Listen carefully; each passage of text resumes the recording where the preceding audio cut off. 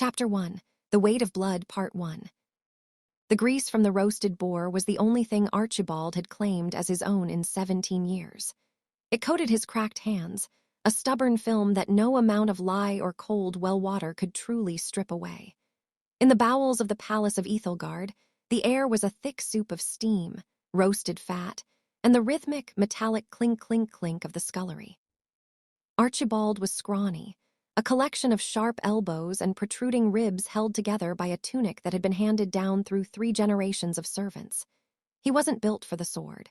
His wrists were thin as dry kindling, and his lungs wheezed if he carried the heavy copper cauldrons too quickly. But as he scrubbed, his eyes often strayed to the high, narrow windows that looked out toward the training grounds. There, he could see the grim ledger in action. When the knights sparred, he could see it, the faint, shimmering haze of red mist that clung to their shoulders. It was the mark of the slain. In Aethelgard, power wasn't just inherited, it was harvested.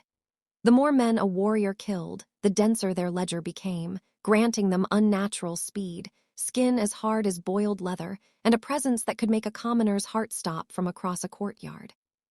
"Don't look at him, Arch," muttered old Hob, the head cook, splashing a bucket of gray water into the trough.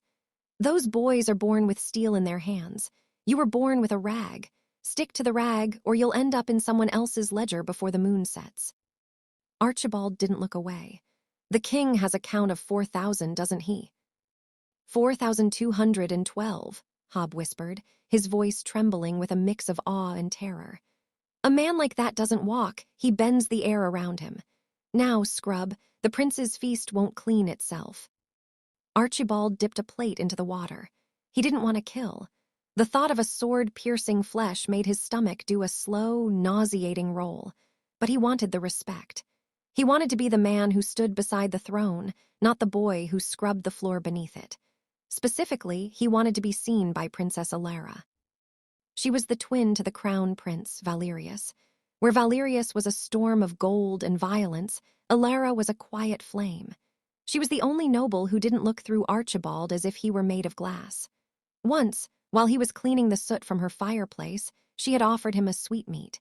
He had saved the wrapper for 3 months. A sudden, jarring boom shook the kitchen.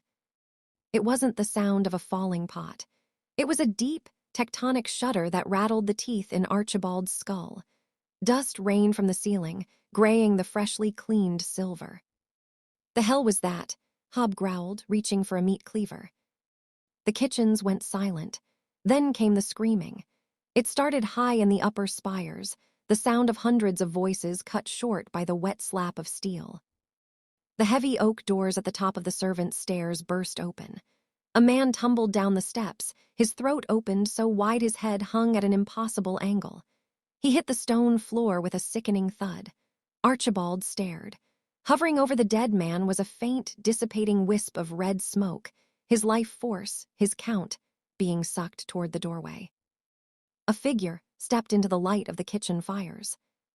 It was a knight of the royal guard, but his white cloak was stained a muddy, dark crimson. His eyes were wide, glowing with a frenzied, predatory light. Behind him stood Commander Malachar, the High General of the Aethelgard armies. Malachar was a mountain of a man, his ledger so dense it looked like he was draped in a cloak of literal blood. His count was in the thousands, and the sheer pressure of his presence made Archibald drop to his knees, his breath hitching. "The king is dead," Malachar's voice boomed, calm and terrifyingly cold. "The era of the bloodline ends tonight. From now on, the throne belongs to the strongest, to the ledger." "General," Hob stammered, holding the cleaver with trembling hands. "What are you?" Malachar didn't even look at him. He made a slight flick of his wrist, a shockwave of pure force, the condensed power of 4,000 kills ripped through the kitchen. The heavy stone prep table split in half. Hob was thrown back into the roaring hearth, silenced instantly. "Kill the servants," Malachar ordered his men. "Leave no witnesses to the old world. I go for the prince." Archibald was paralyzed. He was tucked in the shadows of the wash trough, his heart hammering against his ribs like a trapped bird. The rebel knight moved with terrifying speed, his sword humming as he decapitated the pastry chef. Archibald knew he had to move. If he stayed, he was a corpse. If he ran, he was a target. He scrambled backward, his hand slipping on the greasy floor. His fingers closed around a heavy cast-iron frying pan, the one used for the heavy steaks. It was thick with cold lard. The rebel knight turned, spotting Archibald. The knight grinned, his ledger flickering. To him, Archibald was a zero, a meaningless kill that wouldn't even add a spark to his count. A rat in the scullery, the knight sneered, raising his blade. Die quietly, boy. The knight lunged. Archibald didn't move because he was brave. He moved because he slipped. His heel hit a patch of spilled oil from a broken lamp. His legs went out from under him, and he fell backward with a pathetic yelp. The knight's sword whistled through the exact space where Archibald's neck had been a millisecond before. The momentum of the knight's heavy strike, combined with the lack of resistance, pulled him forward. At the same time, Archibald's arms flailed wildly as he tried to catch his balance. The heavy cast-iron pan swung in a desperate, unintentional arc. Clang! The bottom of the pan caught the knight squarely in the temple with the sound of a church bell. It was a 1-in-a-million shot. The knight's head snapped sideways, his helmet denting inward. He crumpled like a sack of grain, his sword clattering across the floor. Archibald sat on the floor, gasping, the pan still clutched in his white-knuckled grip. A tiny, singular wisp of red smoke, the knight's modest count of 52, floated toward Archibald. It touched his chest and vanished. Archibald felt a sudden, jabbing heat in his veins, a spark of stolen strength that made his vision sharpen. I just killed a knight, he thought, his head spinning, with a frying pan. But there was no time to celebrate. The screaming was getting louder, and the palace was beginning to burn. He had to find the prince. Not because he was a hero, but because the prince's chambers were the only place with a reinforced exit to the secret tunnels. Archibald scrambled to his feet, grabbed a kitchen knife to go with his pan, and ran toward the royal wing, dodging shadows and flames. He rounded the corner into the great hall and skidded to a halt. There, surrounded by 20 rebel soldiers, stood Prince Valerius. The prince was a vision of fury, his twin golden swords dancing, his own ledger, a count of nearly 300, glowing brightly. Beside him stood his siblings, Ilara clutching a short staff and young Julian who looked paralyzed with fear. They were being pushed back toward a balcony. The soldiers were closing in. "Yield, Highness," one of the rebels shouted. "Malachor holds the crown." "I yield only to the grave," Valerius roared, but Archibald could see the prince was flagging. His movements were slowing. A soldier raised a crossbow, aiming right at the prince's unarmored side, while Valerius was busy parrying 2 others. Archibald didn't think. He saw a heavy decorative tapestry hanging from a loose iron rod directly above the crossbowman. Archibald threw his kitchen knife. He didn't aim for the man. He aimed for the rope holding the rod, a shot he would miss 999 times out of 1,000. The knife wobbled through the air, completely off target, but it struck a polished shield on the wall, ricocheted at a sharp angle, and sliced clean through the frayed hemp rope. The iron rod and 300 pounds of velvet tapestry collapsed. It didn't just hit the crossbowman. It fell onto 4 soldiers, tangling them in a mess of gold fringe and heavy fabric. Valerius seized the opening, spinning in a whirlwind of steel and ending the 3 men in front of him. He turned, eyes wide, searching for his savior. He found Archibald standing there, shivering, holding a greasy frying pan. "You," Valerius gasped, his chest heaving. "My lord," Archibald squeaked, we should probably leave." The prince didn't have time to process the absurdity of a scullery boy holding a frying pan in a massacre. A roar echoed from the corridor behind them, the sound of Malachor's heavy infantry, their armored boots rhythmic and relentless, like the heartbeat of a dying kingdom. "Move," Valerius commanded, grabbing Julian by the collar of his tunic. "To the solar. The hidden passage is behind the king's bust."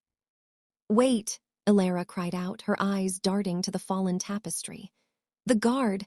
Where is the rest of the royal guard?" "Dead or turned," a new voice spat. From the shadows of the vaulted ceiling, a knight in gleaming silver plate dropped down, landing with the grace of a predatory cat. This was Sir Kalen. His ledger was a sharp, vibrating violet red, a shimmering aura that spoke of 150 lives taken with clinical precision. He looked at Archibald for a fraction of a second, his lip curling in a sneer that didn't even acknowledge the boy as a human being.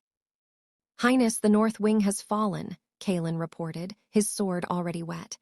"Lord Vane is holding the Lion's Gate with 30 men. We have a window, but it's closing. Why is this? Stench, following you?" He gestured with a blood-slicked chin toward Archibald. "He saved my life, Kalen," Valerius said, his voice tight. "Barely." "A fluke," Kalen dismissed, already turning to lead the way. "A rabbit can trip a wolf if the moon is right. It doesn't make the rabbit a warrior. Come, now." They ran. The palace was no longer a home. It was a labyrinth of smoke and screams. Archibald trailed at the back, his heart hammering so hard it felt like it would crack his ribs. He still held the frying pan. It felt heavy, a grounding weight in a world that had gone mad. Every few yards they passed bodies, men Archibald had served breakfast to only hours before. The red mist of their kill counts hung in the air like an unbreathable fog, slowly being drawn toward the invaders. As they reached the king's solar, the massive oak doors were already splintered. Standing there, silhouetted by the orange glow of the burning library, was Chancellor Vane. Vane was the man who had managed the kingdom's coin for 40 years. He was thin, elegant, and had always been the king's most trusted advisor. He stood with his hands tucked into his silken sleeves, looking perfectly calm amidst the carnage. "Chancellor," Julian cried out, a sob of relief breaking from his throat. "They killed Father, we have to go." Vane didn't move. He looked at the young prince with a cold, detached pity. The king died because he was a relic child. He believed that a crown was a matter of birth. Malachor understands the ledger. Power belongs to those who take it. The air in the room suddenly grew heavy. Sir Kalen stepped forward, his sword rising. "Traitor! I'll add your soul to my count before the minute is up." Vane smiled thinly. He slid his hands out of his sleeves. He didn't carry a sword. Instead, his hands were stained a deep, permanent crimson, the mark of a high arcanist of the ledger. "I have presided over the executions of 10,000 criminals in this city, Sir Kalen. Do you really think your little 150 can stand against the weight of 10,000? Vane clapped his hands. A shockwave of sheer, pressurized bloodlust erupted from him. It wasn't physical wind, but a metaphysical weight that crushed them all to the floor. Archibald felt as if an invisible giant had placed a foot on his chest. Valerius dropped to one knee, his golden sword scraping against the marble as he tried to stay upright. Even Kalen was pinned, his armor groaning under the pressure. "Malachor wants the prince alive for the public execution," Vane said, walking slowly toward them. "The girl and the boy are optional, and the servant—" He looked at Archibald, who was sprawling on the floor, his face pressed against the cold stone.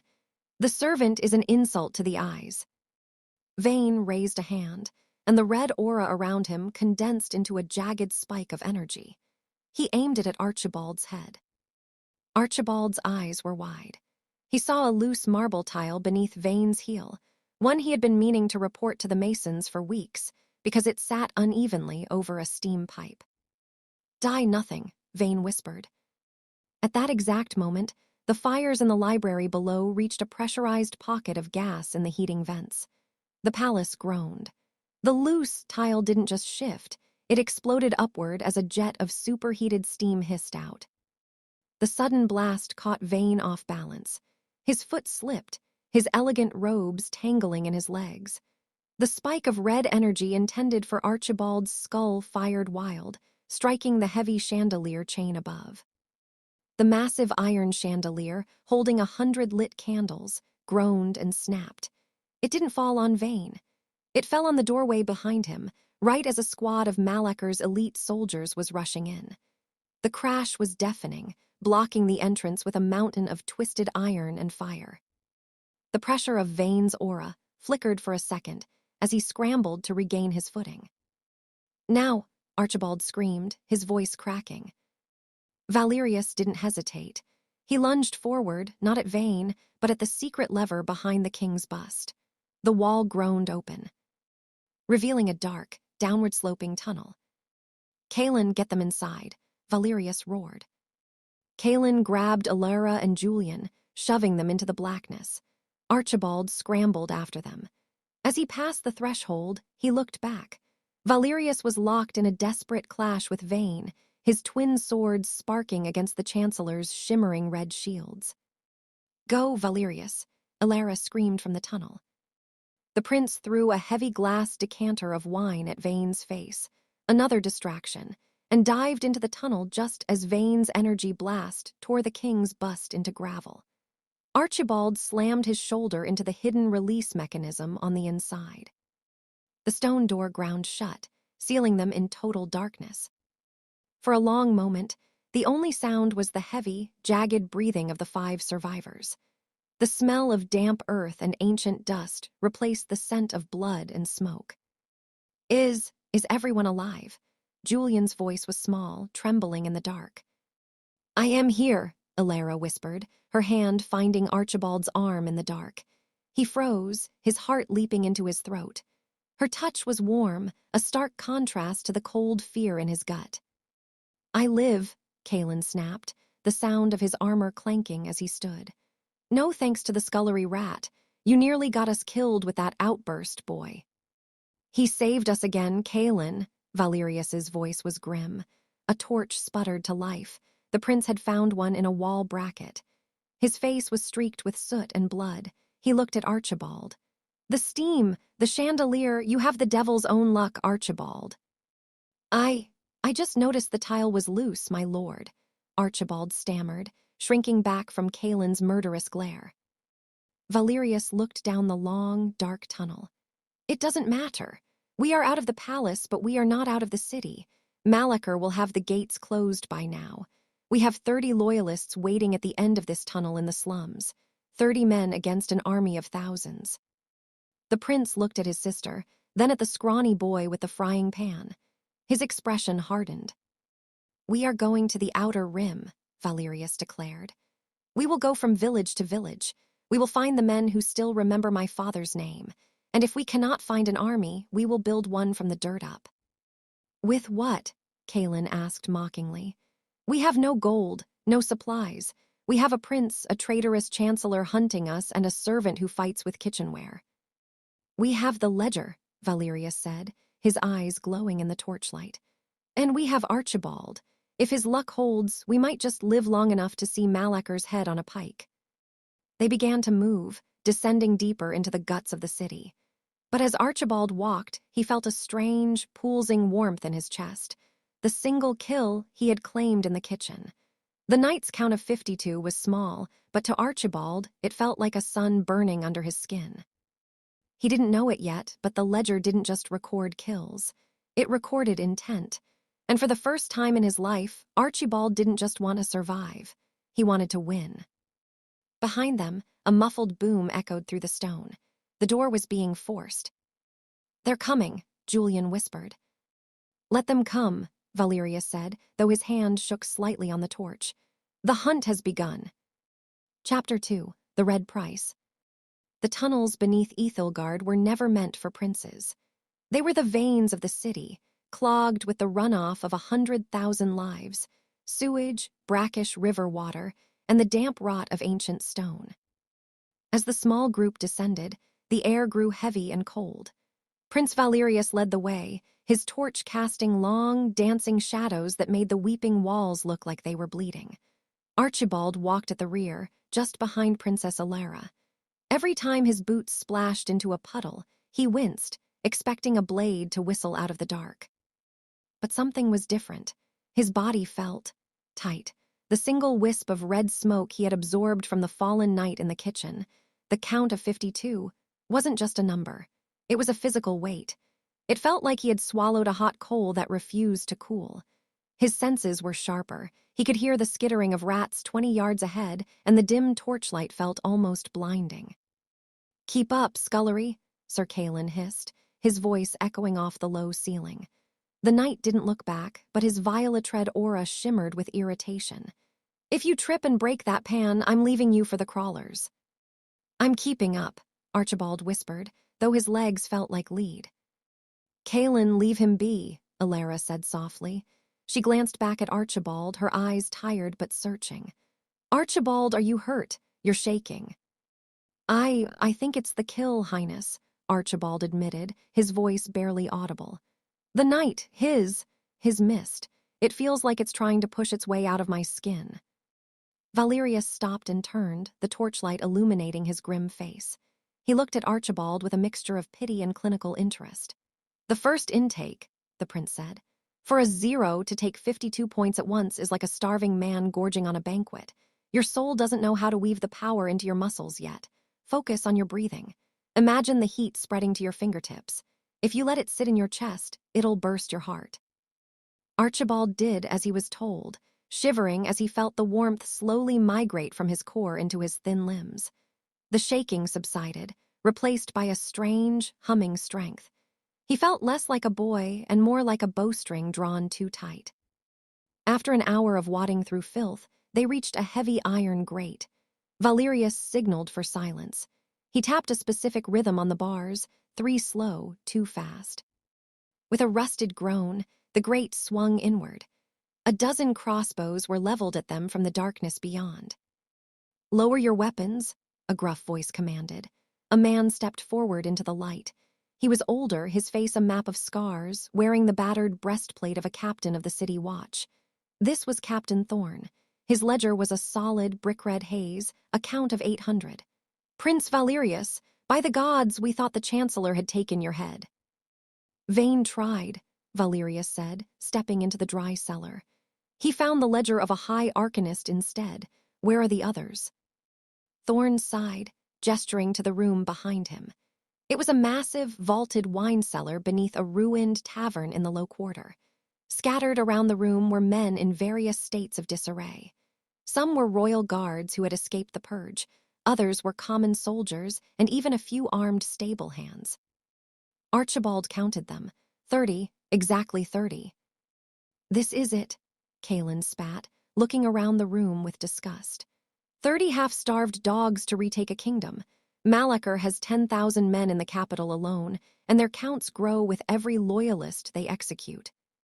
They aren't just dogs, Kaelin, Thorn said, his eyes narrowing. They're the only men in this city who didn't kneel when the generals started cutting throats. But you're right about one thing, we can't stay here. Null-Anchor has already put a price on the royal bloodline. Thorn walked to a table and unrolled a piece of parchment. It was a royal decree, fresh from the palace presses. By order of King Amalekiorai.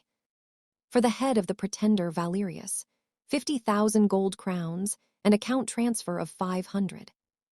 For the head of the Princess Alara, 20,000 gold crowns. For the location of the survivors, 5,000 gold crowns. Archibald felt a cold sweat break out. The count transfer was the real prize.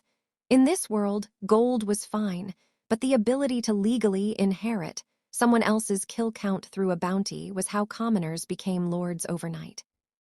They're turning the whole city into hunters, Alara whispered, her hand going to the hilt of her staff. It's worse than that, Thorn said. Null-Anchor didn't just hire the watch. He opened the gates of Black Iron Prison. He's promised a full pardon to any high-count criminal who brings him your heads. The hounds of Null-Anchor are already in the streets. A sudden, sharp whistle echoed from the street-level grate above the cellar. One of the sentries scrambled down the ladder, his face pale. Captain, there's a pack of them outside. Not soldiers, they look like scavengers, but they've got a centaur with them. Kaelin's hand went to his sword. A centaur?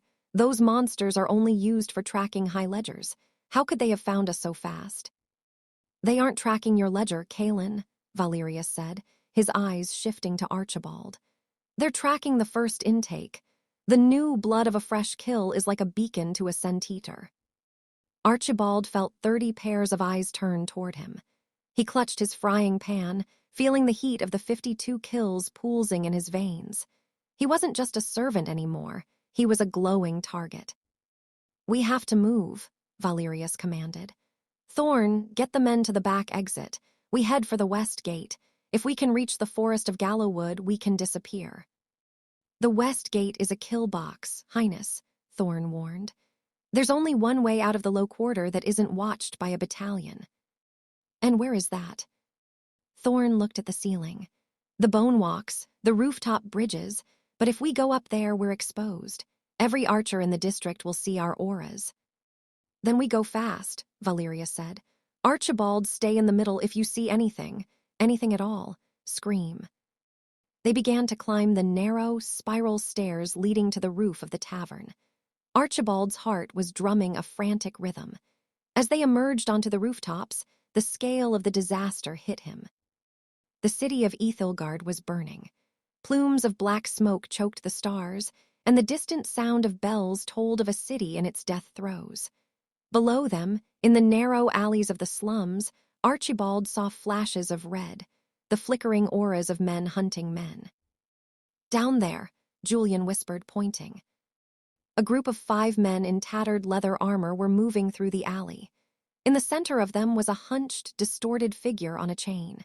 It looked human, but its nose had been surgically elongated, and its eyes were sewn shut. It was sniffing the air, its head snapping toward the tavern roof. It let out a high-pitched, warbling shriek. The Centaur, Kaelin barked. Kill it.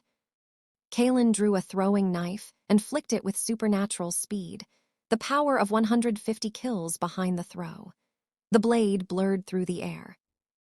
But before it could hit, a shadow dropped from a higher chimney stack. A massive, jagged greatsword intercepted the knife midair with a ping.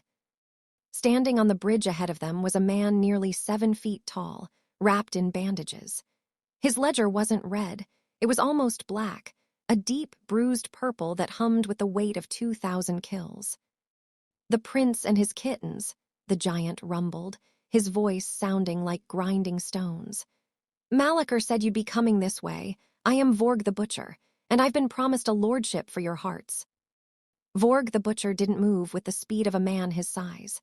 He moved with the speed of a man who had stolen the momentum of 2,000 lives. When he stepped forward, the wooden bridge beneath him, a rickety construction of salvaged timber and rusted nails, didn't just creak. It groaned as if the wood itself were terrified. Archibald, get down, Princess Alara shouted, shoving the boy toward the peaked roof of a nearby tenement. Sir Kaelin was the first to strike. He was a blur of silver and violet light, his sword whistling through the air in a perfect horizontal arc. It was a strike that would have decapitated any normal man. Vorg didn't parry. He simply raised his forearm, clad in a bracer of jagged, blackened iron. Clang. The collision sent a shower of sparks into the night air. Kaelin's blade didn't cut. It recoiled. The sheer density of Vorg's ledger acted like a physical wall, an invisible layer of hardened intent that turned steel into glass. 150, Vorg rumbled, his voice a low vibration that Archibald felt in his teeth. You're a snack, little knight, hardly worth the effort of swinging my blade. With a flick of his wrist, Vorg backhanded Kaelin. The blow caught the knight in the chest, sending him skidding across the shingles, his armor leaving a trail of sparks. Form a circle, Prince Valerius roared, his golden blades out and shimmering. Thorn, take the flanks, protect the children. The 30 loyalists engaged the hounds, the 5 hunters who had been trailing them. These weren't soldiers, they were street fighters, men who used hooks, nets, and poisoned daggers. The rooftop became a chaotic mess of shifting shadows and the spray of red mist. Every time a man fell, his count was instantly absorbed by the nearest survivor, creating localized bursts of heat and light that blinded Archibald. Archibald was flat on his stomach on the slanted roof, clutching the gutter for dear life. Below him, the alley was 100-foot drop into darkness. Above him, the butcher was systematically dismantling the royal defense. Stay behind me, Julian, Alara commanded, her short staff glowing with a pale, steady light, the mark of a strategist's aura, designed for defense rather than slaughter. Vorg raised his massive greatsword, the blade notched and stained with centuries of dried blood. He brought it down in a vertical smash aimed at the prince. Valerius dodged, the wood beneath him splintering into toothpicks, but the shockwave of the impact sent everyone within 10 feet stumbling. Archibald felt the roof beneath him shift. The tenement they were standing on was old, its support beams riddled with dry rot and weakened by the very fire Malacker's men had started 2 blocks away. Archibald noticed something. A chimney stack, heavy and bloated with soot, was leaning precariously toward the bridge where Vorg stood. I have to do something, Archibald thought, his hands shaking. But I can't fight that monster. His eyes caught a glimpse of the centeater. The creature was crawling along the side of the building like a giant spider, its blind, sewn eyes twitching. It was heading straight for Alara. Archibald looked at his frying pan. Then he looked at the chimney. He didn't have a plan. He just had a sudden, overwhelming urge to move. He scrambled up the shingles, his feet slipping on the slick moss. "Hey, you, ugly," Archibald screamed at the centeater. The creature's head snapped toward him. It hissed, a sound like steam escaping a pipe, and leaped. Archibald panicked. He swung the frying pan with both hands, not as a weapon, but as a shield. The creature's weight slammed into the pan, the force throwing Archibald backward. But as he fell, his heel caught on a loose masonry stone at the base of the chimney. The stone popped out. It was the keystone of the chimney's weight distribution, a flaw Archibald had noticed weeks ago while delivering bread to this very district. Without that single stone, and with the added momentum of the centeater slamming into the structure, gravity took over. The chimney didn't just crumble, it toppled like a felled oak. The centeater was crushed instantly under a ton of soot-stained brick, but the chimney kept falling. It smashed directly into the center of the wooden bridge, where Vorg was about to deliver a finishing blow to a kneeling Sir Kalen. The bridge disintegrated. Vorg's eyes widened, the first sign of surprise he had shown. He tried to leap to the safety of a nearby ledge, but the collapsing timber caught his ankle. The giant man, greatsword and all, plummeted into the darkness of the alley below, followed by a mountain of brick and dust. A heavy silence fell over the rooftops, broken only by the distant crackle of fires. The 5 hounds, seeing their leader fallen, hesitated. That was all the opening Captain Thorne and his men needed. Within seconds, the hunters were cut down, their red mists flowing into the loyalists like ribbons of light. Archibald lay on his back, gasping, covered in gray soot. He looked up to see Prince Valerius standing over him. The prince's golden armor was dented, and his face was smeared with blood, but he looked at Archibald with an expression that was halfway between horror and awe. Did you just kill a centeater and a 2,000-count butcher with a brick?" Valerius asked, his voice cracking. I tripped, my lord," Archibald wheezed. Sir Kalen stood up, coughing out dust, his eyes burning with a humiliated fury. "It was a structural failure. The boy is a menace. He almost brought the whole roof down on us." "But he didn't," Alara said, stepping forward and helping Archibald to his feet. She wiped a smudge of soot from his cheek, her touch lingering for just a second. "He saved us. Again." "The butcher isn't dead," Captain Thorne called out, peering over the edge. "A man with a count of 2,000 doesn't die from a fall. He's buried under the rubble, and he's going to be very, very angry when he digs himself out. We need to move. Now." They didn't stop to argue. They sprinted across the remaining roof links, leaping from tenement to tenement until the air began to change. The smell of smoke and sewage was replaced by the sharp, cold scent of pine and wet earth. The west gate of Aethelgard loomed ahead, a massive stone archway guarded by a skeleton crew of Malacker's new recruits. With the prince and Kalen leading the charge, the 30 loyalists broke through the line like a hot knife through wax. They didn't stop to harvest the counts. They ran until the stone streets turned to dirt paths. By the time the moon reached its zenith, they were deep within the Gallowwood, a forest so thick that even the ledger's glow was muffled by the canopy. They made camp in a hidden ravine. The men were exhausted, their auras flickering low. Valerius sat by a small, shielded fire, staring at his hands. "We lost the kingdom in a single night," the prince whispered. "My father, my home." "We have 30 men, Highness," Thorne said softly. And we have the ledger. Malachar thinks he's won, but he's forgotten that the common folk don't love a tyrant. They just fear him. We give them a reason to hope, and that army of 30 will become 3,000. Archibald sat on the edge of the camp, away from the knights. He looked at his hands. They were still shaking. He felt the 52 inside him, the stolen life of the night from the kitchen. It felt like a seed waiting to grow. Suddenly, a twig snapped in the darkness. Sir Kalen was on his feet in a second, sword drawn. "Who's there?" A figure emerged from the shadows. It wasn't a soldier. It was a young girl, no older than 12, dressed in rags. Her eyes were wide with terror, and she was clutching a crumpled piece of paper. "Please," she sobbed. "Are you the prince? My village." The king's men came. They said if we didn't hand over our grain, they'd start harvesting us to increase the general's ledger. They've already taken my father. Valerius looked at his men. They were wounded, tired, and hunted. But then he looked at Archibald, the boy who had no right to be alive, yet stood there nonetheless. "Where is your village, child?" Valerius asked, standing tall. "Oak Haven," she whispered, 2 miles north. "Kalen, Thorn, get the men ready," Valerius commanded. "We aren't just fleeing anymore, we're recruiting." Archibald gripped his frying pan. He was terrified. He was scrawny. He was weak. But as he looked at the girl, he felt the luck, the strange, supernatural pull of the world urging him forward. The first village was waiting, and so was the first real test of their new army. Chapter 3. The Scullery Spy. Oak Haven had once been a prosperous weaving village, known for its fine linens and the gentle song of the Silverbrook River. Now, as Archibald looked down from the ridge, it looked like a wound on the landscape. The village green had been turned into a fortified stockade.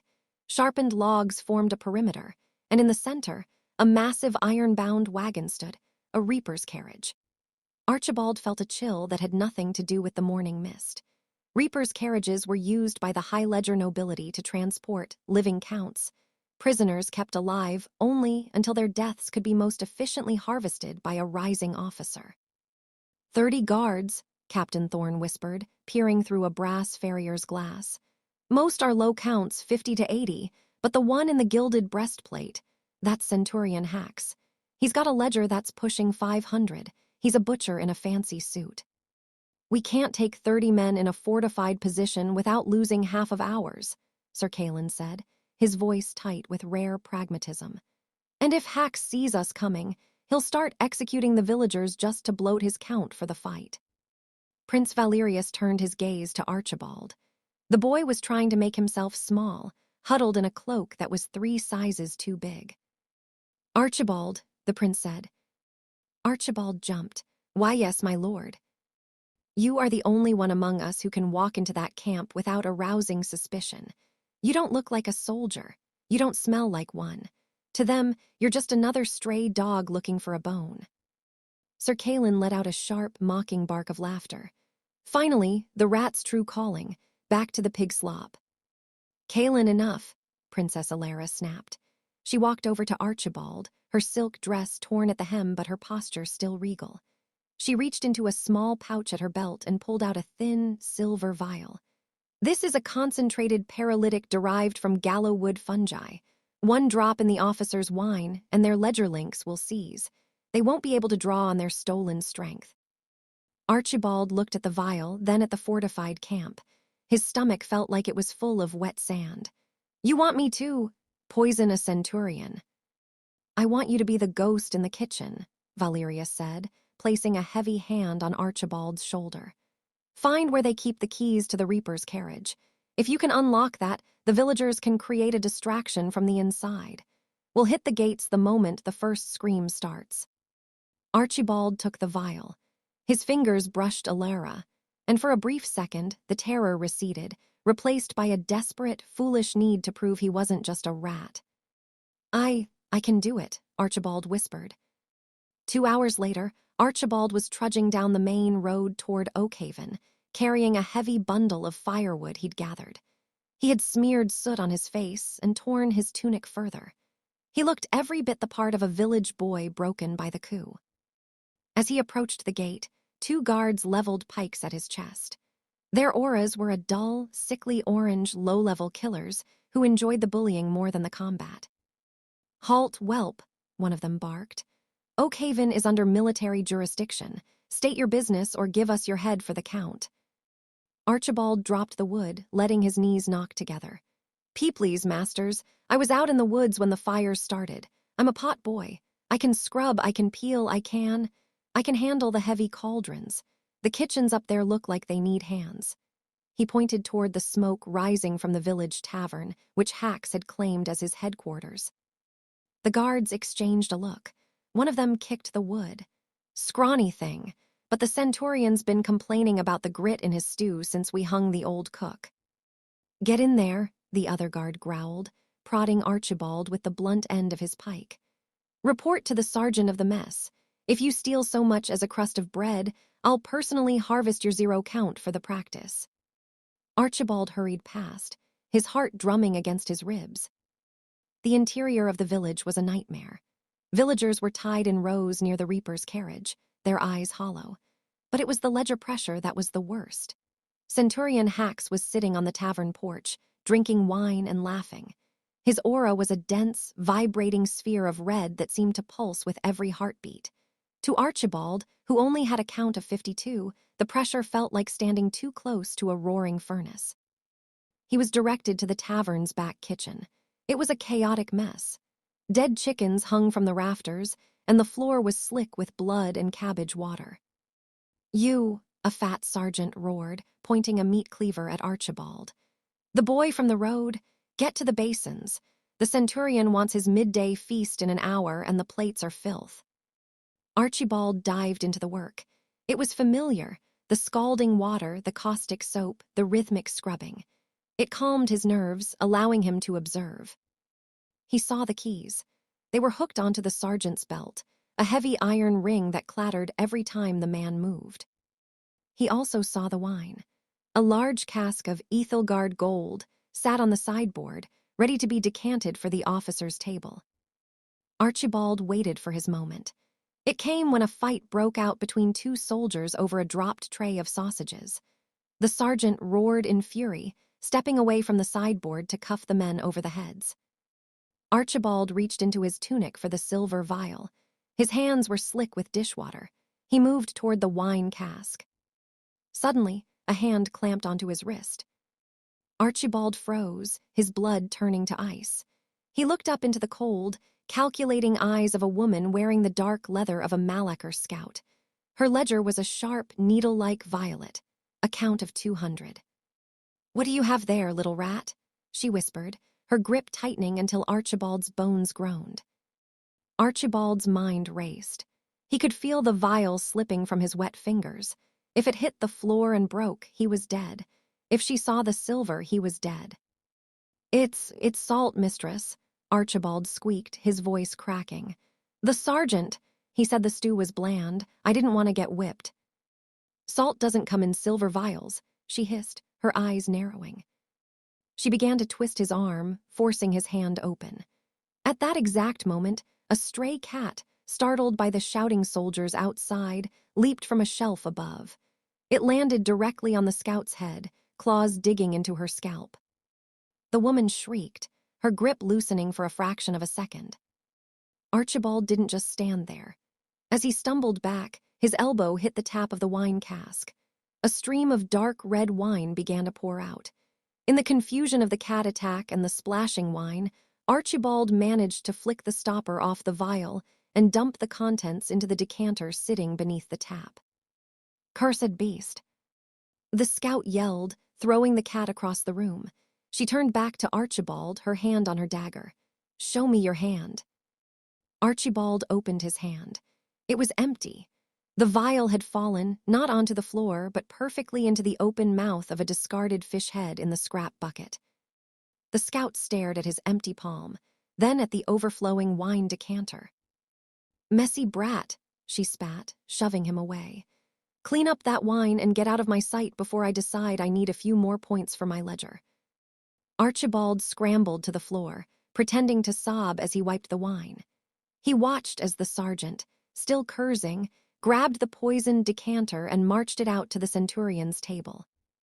Phase 1 is done, Archibald thought, his chest heaving. Now for the keys.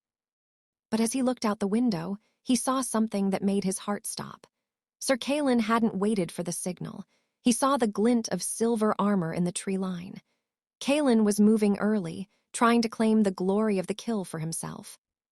"No," Archibald whispered. "Not yet." The glint of Sir Calin's silver pauldrons was like a flare in the dark woods. It was a move born of pure, arrogant stupidity. Calin didn't want to share the kill count of a centurion with a scullery boy's plan. He wanted the 500 points for himself. Intruders at the north tree line. A sentry screamed from the watchtower.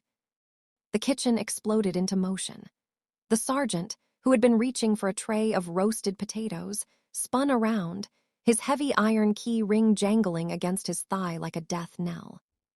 "You, boy," the sergeant roared, grabbing Archibald by the collar and nearly lifting him off the floor. "Get the oil. If they breach the gate, we burn the stockade with the villagers inside. No one gets a free harvest today." Archibald's feet dangled. He saw the keys. They were right there, inches from his hand. But the sergeant's grip was like an iron vice. Outside, the sounds of combat erupted, the rhythmic thrum of Royal Guard crossbows and the shimmering V-woom of ledger-enhanced blades clashing. "The oil," I said, the sergeant screamed, shaking Archibald. In that moment, Archibald's luck took a violent, clumsy turn. A stray crossbow bolt, fired from the woods, hissed through the open kitchen window. It wasn't aimed at the sergeant, it was a wild shot. It struck a heavy copper pot hanging from the ceiling. The pot spun, the hook snapped, and the heavy vessel fell, not on the sergeant, but onto the bubbling vat of dishwater Archibald had been using. A wave of scalding, greasy water splashed upward.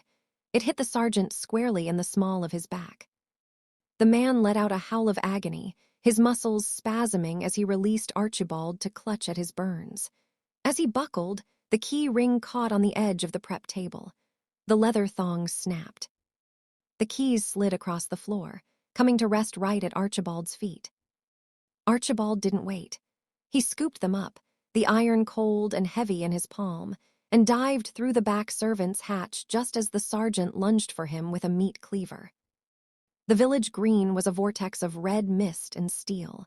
Sir Calin had breached the north gate, his violet aura cutting a swath through the orange-clad conscripts. But he was being surrounded. Centurion Hax had stood up from his table, his hand on a massive, two-handed executioner's sword. "Calin, you fool," Archibald hissed, staying low and darting between the shadows of the weaving huts. He reached the Reaper's carriage. Up close, it was even more gruesome. The wood was stained dark with the drainage of previous harvests, and the air around it felt heavy, as if the very atmosphere were mourning. Behind the iron bars, dozens of villagers were huddled together, their faces masks of gaunt terror. "The keys," a man whispered, his hands clutching the bars. "Boy, the keys." Archibald fumbled with the ring. There were 12 keys. His hands were shaking so violently, he dropped the ring into the mud. Come on," he pleaded with the universe. Above him, on the tavern porch, Centurion Hax prepared to join the fray. "Malachor wants their heads," Hax bellowed, his voice amplified by his 500-count ledger. "The first man to bring me the prince gets a triple ration and a week's leave." Hax stepped forward to leap into the courtyard, and suddenly staggered. He clutched his throat. His red aura, usually a stable, terrifying sphere, began to flicker like a dying candle. The gallowwood poison was working. It didn't kill. It severed the spiritual nerves that allowed a warrior to draw from their ledger. To a man like Hax, who relied on his stolen strength to move his heavy armor, the loss was catastrophic. He felt his own weight for the first time in years. He fell to one knee, the porch boards cracking under his sudden, unmitigated mass. My strength," Hax gasped, his face turning a sickly shade of gray. Archibald found the right key. The lock turned with a heavy thunk. He threw the door open. "Run, go to the woods, the prince is there." The villagers didn't need to be told twice. A flood of humanity poured out of the carriage, but they didn't all run for the woods. Some, fueled by a lifetime of oppression and the sight of their weakened captors, snatched up fallen pikes and stones. "For Oakhaven!" an old man screamed, plunging a pitchfork into a distracted guard's side. Archibald was caught in the middle of the surge. He was knocked down, trampled by a dozen feet, and slid through the mud until he hit the base of the tavern porch. He looked up. Centurion Hax was struggling to stand, his eyes bloodshot and fixed on Archibald. The Centurion knew. He saw the empty silver vial glinting in the mud where Archibald had dropped it. "You," Hax wheezed, drawing a jagged dagger from his boot. "The scullery rat poisoned the wine." Even without his ledger strength, Hax was a trained killer. He lunged off the porch, his weight pinning Archibald into the muck. The jagged dagger descended. Archibald scrambled backward, his hand searching the mud for anything. A rock, a stick, his frying pan. His fingers closed around something long and cold. He pulled it up and swung it blindly. It was the iron keyring. The heavy bunch of keys swung like a flail, catching Hax directly in his open mouth. The impact shattered teeth and sent a shock of pain through the Centurion's skull. Hax recoiled, spitting blood and broken enamel. Before he could recover, a golden blur hit him from the side. Prince Valerius had arrived. He didn't use his ledger strength for a flashy execution. He moved with the cold, efficient grace of a man reclaiming his home. His golden blade took Hax through the throat in a single, fluid motion. The Centurion's red mist erupted. Because Valerius was the one who struck the blow, the massive count, all 500 points, surged toward the prince. Valerius stood in the center of the village, his aura expanding, glowing with a new, fierce intensity that pushed back the shadows of the trees. "The Centurion is fallen," Valerius roared, his voice carrying over the din of battle. "Aethelgard stands with Oakhaven. Lay down your arms and you shall live to see the dawn." The remaining guards, seeing their leader dead and their ledger links failing from the tainted wine, threw down their swords. The battle was over. As the sun began to peek over the horizon, the village of Oakhaven was a scene of somber victory. The loyalists were tending to the wounded. Sir Kalen stood apart, cleaning his blade, his face a mask of wounded pride. He had taken 30 kills, but the big harvest, the Centurion, had gone to the prince, and the tactical victory belonged to a boy who smelled like dishwater. Archibald sat on the steps of the tavern, cleaning the mud off his boots. His hands were finally still. "You did well, Archibald," a voice said. He looked up. Princess Alara was standing there. She wasn't wearing her royal finery anymore. She had donned a simple leather tunic, but she looked more like a queen than ever. She sat down on the step beside him. "I almost dropped the keys," Archibald whispered. "But you didn't," she replied. She reached into her belt and handed him a small, carved wooden token, the seal of the Oakhaven Weavers. "The villagers wanted you to have this. They say you're the first ghost of the rebellion." Archibald took the token. He felt the 52 inside him hum. It wasn't just 52 anymore. In the chaos of the kitchen, when the sergeant had been scalded and the sentry had been struck, a few wisps of unclaimed counts had drifted his way. He was now at 68. "We have more than 30 men now," Archibald noted, looking at the dozen villagers who were currently being sworn in by Captain Thorne. "We have an army in the making," Alara agreed. "But Malachar will hear of this. He won't send a centurion next time. He'll send something worse." "What's worse than a man with a count of 2,000? Archibald asked. Alara looked toward the capital, her expression darkening. "The Ebon-Guard, men who have stopped being human entirely. Men whose counts are so high they no longer breathe air, they breathe the mist of the dead." A sudden shout from the forest edge interrupted them. One of Thorne's scouts came riding in, his horse lathered in foam. "Highness, message from the southern border. It's not just Malachar's men.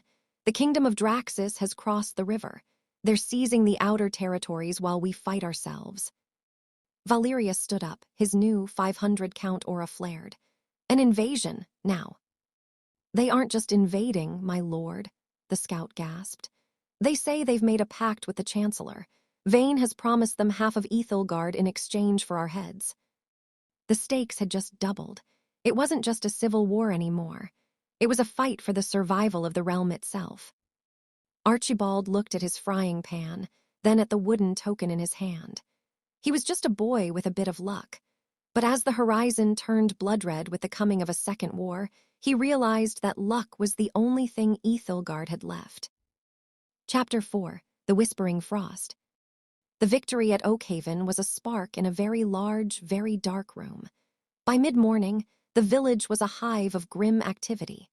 The 30 loyalists had grown to 45, but they were an army of shadows and rags. Prince Valerius stood on a stump in the village square, his 500-count aura still humming with the residue of Centurion Hax's life force. He was map-making in the dirt with the tip of a dagger. The Draxus invasion changes the geometry of this war, Valerius said, his voice carrying the weight of his new power. If they've crossed the river Sunder, the southern lowlands are already gone. Malachar has sold our borders to buy his throne.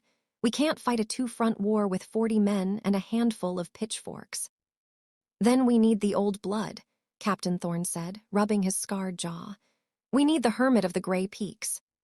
Sir Kaelin, who had been leaning against a charred fence post, stiffened. The hermit? You speak of Vespera's the Oathbreaker. He was exiled for a reason, Thorne. He tried to unbind the ledger. He's a heretic, not a savior. He's the only man who survived a ledger burn, Alara countered, her voice sharp. If Malachar's Ebon-Guard are as powerful as the scouts say, we need to know how to fight men whose counts exceed 5,000. Valerius, we have no choice. Archibald sat nearby, sharpening his kitchen knife on a river stone. Every time the word ledger burn was mentioned, the small heat in his chest, his count of 68 seemed to throb in sympathy. He felt different. His eyes, once dull and tired, now picked up the minute vibrations of the wind in the leaves. We leave at noon, Valerius decided. Archibald packed the remaining salt pork. We're climbing. The Grey Peaks were not merely mountains. They were the jagged teeth of the world, stained a permanent, ghostly ash color by volcanic dust and ancient magic. As the group ascended, the lush greens of the Oakhaven forest gave way to stunted, skeletal trees and air so thin it felt like swallowing needles. Archibald struggled. His scrawny frame wasn't built for high-altitude trekking. He carried a heavy pack of supplies, his boots slipping on the loose shale. Keep moving, scullery, Kaelin muttered as he stepped effortlessly over a crevice. The knight didn't even seem to be breathing hard. His 150-count ledger provided a constant stream of metabolic reinforcement. If you fall, don't expect us to fish you out of the gorge. Archibald didn't respond. He was staring at a patch of snow up ahead. It looked wrong. It wasn't white. It was a pale, bruised violet. Lord Valerius, Archibald called out, his voice thin. The snow, it's glowing. The prince halted. He knelt, touching the violet frost with a gloved hand. He swore softly. Draxus shadow magic. They aren't just invading the south. They've sent stalkers into the peaks to find the hermit before we do. Shadow stalkers? Julian asked, his face paling. The ones who eat auras. Precisely, Valerius said, drawing his golden blades. They don't have counts of their own. They are negative ledgers. They hunt by sensing the heat of a stolen soul. Kaelin, Thorne, defensive perimeter. Alara, get the boy and Julian behind the rock line. The mountain went silent. The wind, which had been howling only moments before, died into a suffocating hush. Then the shadows moved. They didn't come from the rocks. They rose out of the violet snow. The stalkers were tall, thin creatures wrapped in tatters of black silk, their faces nothing but voids where features should be. They moved with a jerky, unnatural gait, like puppets on invisible strings. One of the stalkers turned its head toward the group. A low, vibrating hum filled the air, a sound that made Archibald's 68-count flare in agony. It was like a vacuum was trying to pull the life right out of his pores. Engage, Valerius roared. The battle on the narrow mountain pass was a nightmare of physics. The stalkers didn't bleed. When Valerius's sword struck them, they erupted into clouds of black soot that reformed seconds later. Archibald was shoved back against a sheer rock wall. He watched in horror as a stalker bypassed Kaelin's guard, its long, smoky fingers reaching for the knight's violet aura. Kaelin let out a strangled cry as his light began to dim, his strength literalizing being inhaled by the creature. Archibald looked around desperately. He had no weapon that could hurt a shadow. His frying pan sat strapped to his pack, useless, but his eyes caught something, a high, overhanging slab of ice directly above the stalkers. It was held in place by a single, frost-cracked pillar of stone. It's going to break, Archibald realized. Not because he was a scholar of geology, but because he saw a tiny, rhythmic drip of meltwater hitting a specific crack. It was the loose tile of the mountain. He didn't have time to explain. He grabbed a heavy iron piton from his pack and a mallet. "Archibald, get back!" Ilara screamed as she swung her staff to ward off a shadow. Archibald ignored her.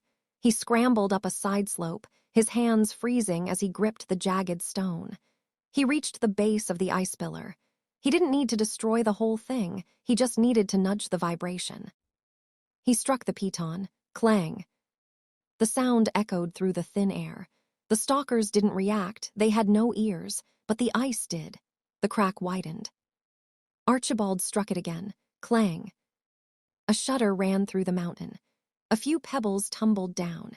Then, with the roar of a collapsing cathedral, the 10-ton slab of ice and shale broke free.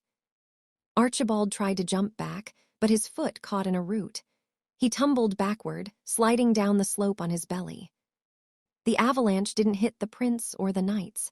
It fell with surgical precision, burying the 3 shadow stalkers under a tomb of 1,000 tons of mountain. The black soot was crushed into the earth, unable to reform under that much physical pressure. The silence returned, heavier than before. Valerius stood there, his sword still glowing, looking at the massive pile of debris that had just ended a fight they were losing. He looked up at the slope. Archibald was hanging upside down, his cloak caught on a gnarled pine branch, swinging gently over a 300-foot drop. I think I'm stuck," Archibald squeaked. Sir Kaelin stared at the avalanche, then at the swinging boy. His face was a mask of pure, unadulterated disbelief. That was impossible. The structural resonance required to trigger that specific shelf. "He hit it with a hammer, Kaelin," Thorne said, a grin breaking through his beard. "The lad hit the mountain with a hammer and won." Valerius climbed up and hauled Archibald back onto solid ground. The prince didn't say anything for a long moment. He just gripped Archibald's shoulder. The heat from the prince's 500 count felt different now, less like a threat and more like a greeting. "We move fast now," Valerius said. "The sound of that collapse will have alerted every Draxus scout for 10 miles, and if the hermit is still alive, he'll be waiting for us." As they continued the climb, Archibald noticed something. The violet snow he had touched earlier, it hadn't just melted. It had left a faint, pulsing mark on his palm, a mark that looked suspiciously like a 0, with a crack running through the middle. The air at the summit didn't just feel thin, it felt old. They reached a plateau where the wind died into an eerie, pressurized silence. In the center of the frost-shattered rock stood a structure that looked less like a house and more like a tomb. It was a circular spire of black basalt, etched with thousands of names that had been worn smooth by centuries of ice. "The Monastery of the Unbound," Ilara whispered, her breath blooming in a thick white cloud. Standing before the heavy stone doors was a man who seemed to be carved from the mountain itself. He wore no furs, only a tattered robe of hemp. His skin was the color of a bruise, and his eyes were a milky, sightless white. But it wasn't his appearance that stopped the group in their tracks, it was his aura. Or rather, the lack of it. In a world where every living thing hummed with the vibration of the grim ledger, this man was a hole in reality. He had no red mist, no violet flicker. He was a perfect, terrifying absolute 0. "Vesperas," Prince Valerius said, stepping forward. His golden swords sheathed, but his 500 count aura flared as a sign of respect. "I am Valerius of Aethelgard. I seek the wisdom of the Oathbreaker." The blind man didn't move. You bring the scent of fresh blood and the arrogance of a king, Vesperus rumbled. His voice didn't come from his throat. It seemed to vibrate out of the very stone beneath their feet. Your ledger is heavy with the life of a centurion, boy, but here, your 500 is as meaningless as a single grain of sand in a desert. We are hunted, Sir Kalen barked, his hand on his hilt. The Ebon-Guard are coming and the Draxus have crossed the Sunder. We don't have time for riddles, hermit. Vesperus turned his blind gaze toward Kalen. A sudden, invisible pressure slammed into the night, buckling his knees. It wasn't the weight of a kill count, it was the weight of absence. Patience is the only count that matters in the Grey Peaks, Sir Knight, Vesperus said. Then his head tilted. He sniffed the air, and his milk-white eyes fixed unerringly on Archibald. But why? Why have you brought a void-anchor to my door? Archibald shivered, instinctively hiding his soot-stained hands behind his back. I'm just a servant, sir. Come here, boy, the hermit commanded. Valerius looked at Archibald and nodded. Slowly, the scrawny scullery boy walked toward the man who had no soul weight. Vesperus reached out a gnarled, frozen hand and grabbed Archibald's palm, the one marked by the violet frost of the shadow stalkers. The hermit froze, his sightless eyes widened. Luck, Vesperus whispered. That is what they call it, isn't it? When the world bends to keep you breathing, when the chimney falls and the ice breaks. How do you know that? Archibald stammered. Because the ledger is a cage, Vesperus suddenly roared, his voice cracking the silence. The rest of them, the prince, the knight, the general, they are all slaves to the tally. They take a life, they grow stronger, but they become predictable. The world knows where they are. The world knows how they will strike. Vesperus leaned in close, his cold breath smelling of ozone. But you are a null. Your ledger didn't just record that night you killed in the kitchen. It rejected it. That 68 you feel in your chest isn't power, it's a leak. You are a glitch in the design. The hermit turned to Valerius. You want to know how to defeat the Ebon-Guard? You cannot outslaughter them. Malacker's men have counts in the thousands. They are more mist than flesh.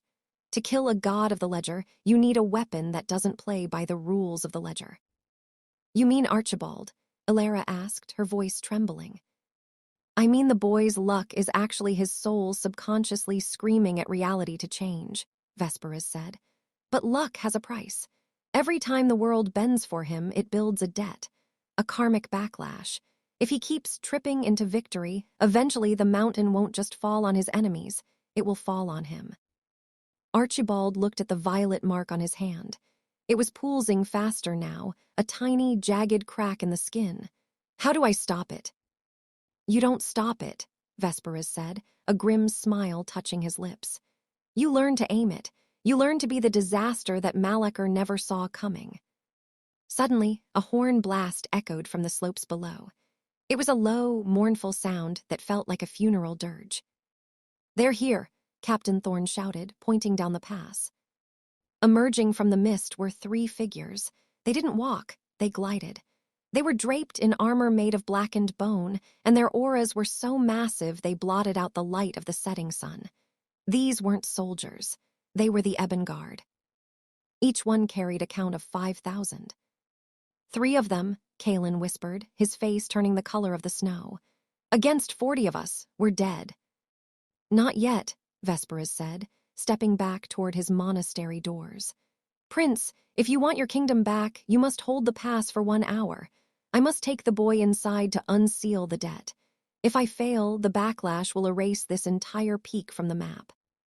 Valerius drew his golden blades, his 500-count aura flaring to its absolute limit, a tiny candle against the approaching darkness of the Ebon-Guard. He looked at Archibald one last time. Go, the prince said, and Archibald, for once in your life, try not to be lucky, try to be dangerous. Archibald followed the hermit into the darkness of the basalt spire, the heavy stone doors slamming shut behind them. Outside, the first of the Ebon-Guard raised a sword of black glass, and the slaughter began. Chapter 5. The basalt doors of the monastery of the Unbound slammed shut with a finality that felt like a coffin lid. Inside, the air was dead. No wind, no heat, not even the comforting vibration of the grim ledger. It was a vacuum of power. Outside, the world was screaming. Prince Valerius stood at the mouth of the narrow pass, his twin golden swords, Sunshear and Dawnbringer, held in a low, defensive guard. His 500 count aura was flared to its absolute limit, a brilliant amber dome that pushed back the freezing mountain fog. Behind him, Sir Kalen and Captain Thorn had formed the 30-odd loyalists into a serrated wedge. But against the three figures approaching, the formation looked like a toothpick fence against a tidal wave. The Ebon-Guard did not run. They did not need to. Each step they took cracked the frozen shale beneath their boots, not from physical weight, but from the sheer gravitational pressure of their 5,000 count ledgers. The air around them was black, a swirling vortex of ash and screaming whispers, the spiritual residue of 5,000 lives harvested with cold, surgical precision. "Steady," Valerius roared, though the marrow in his bones felt like ice. Thorn, the archers, used the sunder-tipped bolts, aim for the joints in the bone plate. "Loose," Thorn screamed.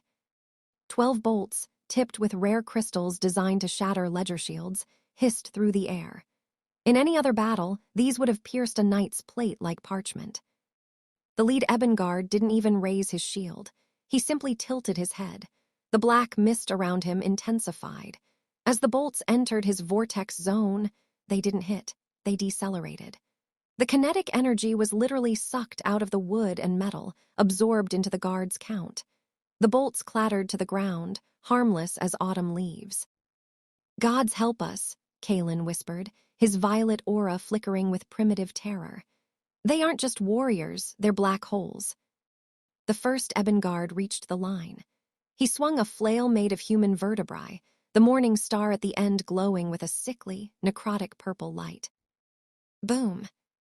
The impact didn't just hit the shields of the frontline loyalists. It shattered the ground they stood on. 3 men were vaporized instantly, not killed by the blow, but erased as their own small ledgers were violently ripped from their bodies and inhaled by the flail. Valerius dived into the fray. He was a streak of amber lightning, his blades singing.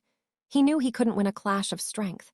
He had to use the one thing a 5,000 count monster lacked, the agility of a man who still felt the wind. He slid beneath the second guard's swing, his blade Sunshear biting into the back of the creature's knee. A spark of gold met the black mist. The Ebon-Guard let out a sound like a grinding tectonic plate, a low, rhythmic vibration of annoyance. He turned, his speed suddenly doubling as he burned 100 counts to enhance his reflexes. "Kalen, help him!" Elara shouted, her staff glowing as she cast a shimmering ward over the prince. Inside the spire, the silence was even more terrifying than the battle. Archibald followed Vespera's deeper into the darkness. The floor was polished obsidian, reflecting a sky that wasn't there. As they walked, Archibald felt the 68 in his chest, the count he had taken from the kitchen night and the Oakhaven chaos, start to boil. "It hurts," Archibald wheezed, clutching his ribs. "It feels like there's a hook in my heart pulling me toward the doors." "That is the debt, boy," Vespera said, his sightless eyes staring into the void. "You think you are lucky. You think the world just happens to save you. Look at the walls." Vespera's struck a match, and 1,000 candles ignited simultaneously. The walls were covered in intricate, moving carvings. Archibald gasped. It was him. He saw the scene in the kitchen, the knight's sword missing his neck by an inch. He saw the chimney falling in the slums. He saw the avalanche on the pass. But there was a detail he hadn't seen before. In every carving, when luck saved Archibald, something else suffered. When the knight missed Archibald, his blade struck a support beam that later collapsed on a family in the cellar. When the chimney fell on Vorg the butcher, it also crushed a small orphanage 3 streets away that Archibald hadn't even known existed. "Luck isn't created, Archibald," Vespera said, his voice cold and clinical. "It is stolen. You are a void-anchor. You subconsciously reach into the future and pull the best possible outcome toward yourself. But for every good outcome you take, the universe balances the scale by dumping the bad outcome on someone else." Archibald stared at the carvings, horror dawning on him. He wasn't a hero. He wasn't even a survivor. He was a parasite. Every time you tripped and survived, someone died in your place, the hermit continued. That is your 68 count. It isn't kills you made. It's the lives the world took to keep you alive. You are a debt collector for the grave. Archibald fell to his knees, tears stinging his eyes. The memory of the Princess Alara smiling at him, thanking him for saving them, felt like a hot blade in his gut. He didn't want this. He never wanted to be a monster. I don't want it, Archibald sobbed. Take it back, give the luck back to the world. You can't give it back, Vesperas said, kneeling beside him. The only way to stop being a parasite is to become a master. You must stop reacting to the luck and start directing it. But to do that, you must face the backlash. You must endure the weight of every life that was traded for yours. Vesperas pulled a jagged dagger made of clear glass. This is a null blade. I am going to open the seal in your chest. The 68 lives will rush back into your consciousness at once. If your will is weak, you will become a negative wraith, a creature like the shadow stalkers. If your will is strong. I'll be able to fight, Archibald asked, his voice trembling. You will be able to do more than fight, Vesperas said.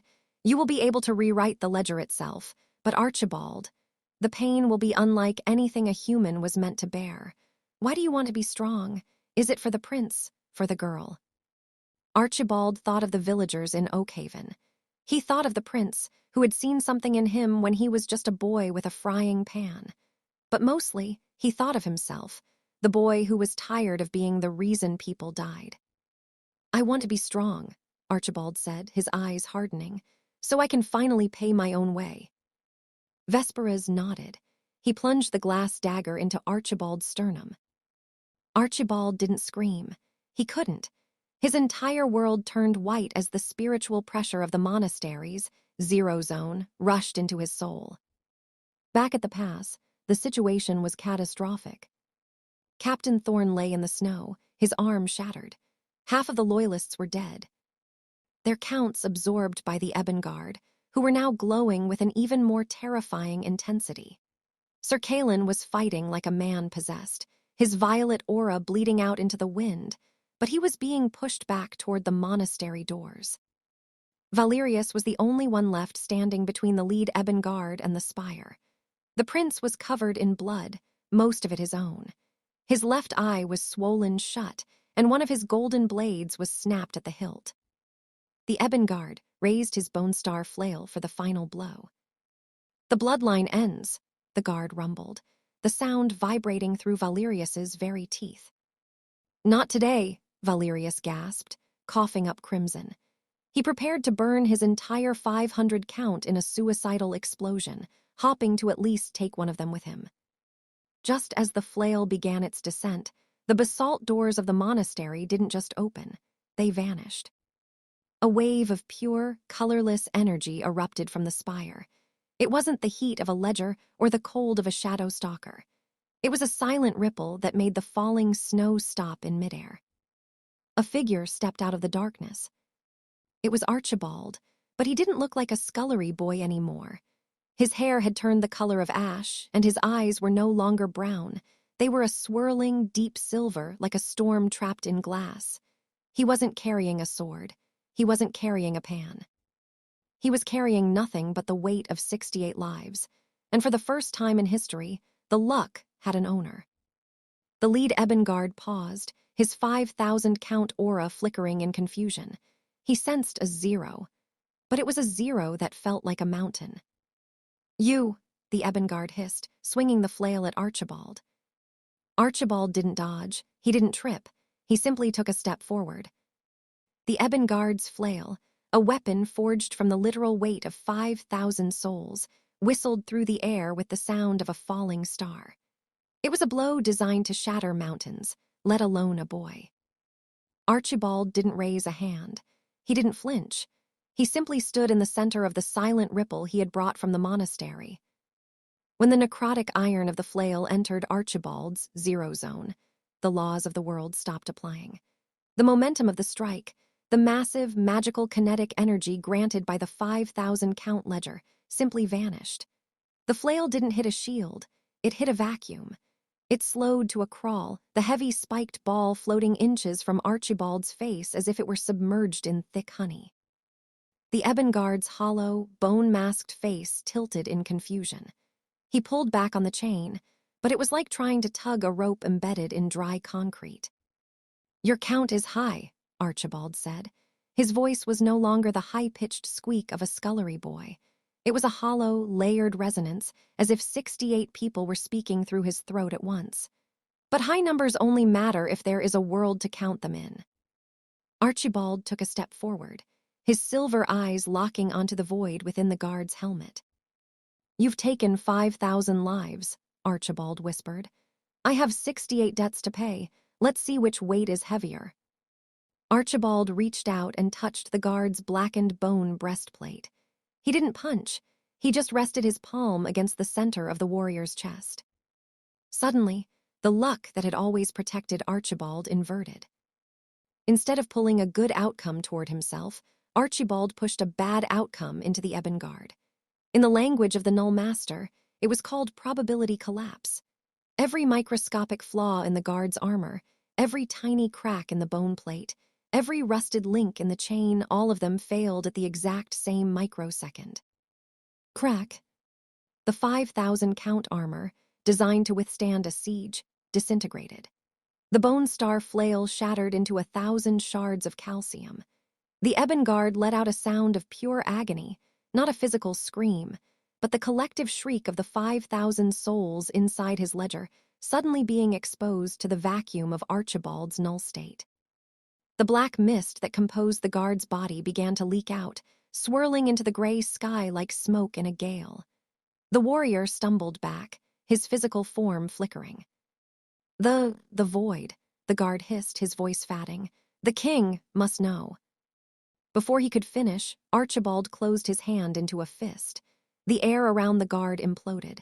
There was no explosion, just a silent, violent compression of space. When the air rushed back in, the Ebon-Guard was gone, not dead, erased. Archibald stood still, his chest heaving. The silver in his eyes dimmed slightly, and a trickle of blood ran from his nose. The other 2 Ebon-Guards, witnessing the impossible erasure of their captain, did something they hadn't done in a century. They hesitated. They looked at the boy, then at the blind hermit standing in the doorway of the monastery. "The boy is a null," one of the guards shouted, his voice metallic with fear. "Withdraw to the capital, the chancellor must be warned." They didn't wait for a counterattack. They turned and blurred into the mountain fog, their massive counts allowing them to move with a speed that defied the eye. The silence returned to the gray peaks, but it was a broken, jagged silence. Valerius slumped against a rock, his broken golden sword clattering to the ground. He stared at Archibald, his gaze shifting from the boy's ash-white hair to his silver eyes. The prince looked like he was seeing a ghost. "Archibald," Valerius gasped, his voice barely a whisper. Archibald turned. The colorless aura retreated, snapping back into his skin like a whipped cord. The silver in his eyes vanished, replaced by the familiar, tired brown, but the ash-white hair remained, a permanent scar of the ritual. He tried to speak, but his legs gave way. He collapsed into the violet snow, gasping for air. Princess Alara was the first to reach him. She skidded through the slush, pulling his head into her lap. "Archibald, look at me, breathe, just breathe." I felt them," Archibald wheezed, his voice returning to its normal, shaky tone. "The 68, I felt the orphans, I felt the families, every time I survived. They paid. I have to pay them back, Highness, I have to." "SHH," Alara whispered, her own eyes brimming with tears. She looked at his hand. The violet mark was gone, replaced by a faint white scar in the shape of a broken circle. "You saved us. You didn't steal that. You gave it." Sir Kalen approached slowly, his violet aura flickering like a dying candle. He looked at the spot where the Ebon-Guard had been erased. His face wasn't filled with gratitude. It was twisted in a complex knot of fear, jealousy, and a deep, gnawing insecurity. "What did you do to him?" Kalen demanded, his hand trembling on his sword hilt. That wasn't combat, that wasn't the ledger, that was heresy. It was the truth, Sir Knight, the hermit Vesperas said as he walked toward them. His blind eyes seemed to pierce right through Kaelin. The ledger is a lie. It is a ladder built on the corpses of the weak. The boy has simply stepped off the ladder. Vesperas looked at Valerius. Prince, your path is clear. You have your army, you have your strategist. And now you have your Voidanker. But know this, Malachor now knows what the boy is. He will not send soldiers next time. He will send the siphoners, men who have spent their lives learning how to eat the void. Valerius stood up, using a rock to steady himself. He looked at his remaining 22 men. They were battered, bleeding, and half-frozen. But as they looked at Archibald, their eyes weren't filled with the pity they once felt for a scullery boy. They were filled with a terrifying, desperate hope. We move down the mountain, Valerius commanded. We head for the southern reach. If Draxus has invaded, we don't fight them. We recruit the survivors. We build our count and we prepare for the capital. The prince walked over to Archibald. He didn't offer a hand to help him up. Instead, he knelt so he was at eye level with the boy. Archibald, Valerius said, his voice solemn. From this moment on, you are no longer a servant of the royal house. You are a seeker of the unbound. You walk beside me, not behind me. Do you understand? Archibald looked at the prince, then at Alara. He felt the weight in his chest, the 68 lives. It was no longer a heat, it was a cold, steady purpose. I understand, my lord, Archibald said. As the sun dipped below the jagged horizon, the small group began the long trek down from the gray peaks. They were a broken army, but they were no longer just fleeing. They were a weapon, sharpened by the frost and tempered by the void. High above them, on a peak that should have been empty, a single figure watched them descend. He was dressed in the silver and blue of the kingdom of Draxus, a long-range farglass held to his eye. The Null has awakened, the scout whispered into a small, glowing communication crystal. The prince has found the anchor. Tell the High King. The plan must be accelerated. Aethelgard is no longer just a prize. It is a threat. In the distance, the sky over the capital glowed a sickly, necrotic red. The war for the ledger had only just begun. Chapter 6, The Night of Reckoning, Part 1. The descent from the gray peaks was a journey through a landscape that seemed to be actively mourning. The air was a thick, viscous gray, and the snow underfoot had turned into a slushy, violet-tinged mire, the afterbleed of the massive spiritual expenditure from the battle at the Monastery of the Unbound. The silence was absolute, broken only by the rhythmic crunch of boots and the labored breathing of 24 survivors. Prince Valerius led the column, his silhouette now broader and more imposing than it had been only days ago. His golden aura didn't just shimmer, it hummed. It was a low-frequency vibration that rattled the pebbles on the path, a physical manifestation of his 800-count ledger. He moved with a new, terrifying efficiency, every step calculated, every glance sharp enough to cut. Beside him, Sir Kaelin moved with the twitchy, aggressive grace of a predator, his 180-count violet light flickering like a dying torch in a gale, his eyes constantly darting toward the boy in the center of their formation. Archibald walked as if he were underwater. His ash-white hair, once a sign of shock, now possessed a faint, silvery translucence that seemed to catch light even where there was none. To the common eye, he looked like a weary scullery boy. But to Archibald, the world had become a crowded, screaming theater. The 5,000-count soul of the Ebon-Guard he had erased hadn't vanished. It hadn't been destroyed. In the vacuum of Archibald's null nature, the energy had curdled. It had become something else. It sat in the back of his mind like a cold, obsidian palace, and inside that palace, something was waking up. Little nothing, a voice whispered in the marrow of his bones. It wasn't his voice. It was deep, layered, and devoid of any human warmth. It sounded like the grinding of tectonic plates. You think you are the master of this house. You are merely the door. Archibald stumbled, his boots catching on a jagged rock. He clutched his head, a sharp pain lancing through his temples. Archibald? Princess Alara was at his side instantly, her hand steadying his arm. Her own count had grown slightly, her aura a soft, comforting lavender that acted as a balm against the cold. "You've been staring into the void for an hour. Talk to me." "It's not a void anymore, Alara," Archibald whispered, his voice trembling. "It's a person, or it wants to be. It's sitting there, holding all that power, and it's just waiting for me to break." Alara looked at the prince, who had paused to look back. Valerius's expression was unreadable, a mask of royal duty tempered by the weight of 800 souls. He knew the burden of a ledger, but he didn't know the burden of a null. "Captain Thorn," Valerius called out, his voice echoing off the frost-cracked cliffs. Thorn appeared from the rear of the column with a speed that shouldn't have been possible for a man in heavy plate. His 840 count presence was a wall of iron, dense and professional.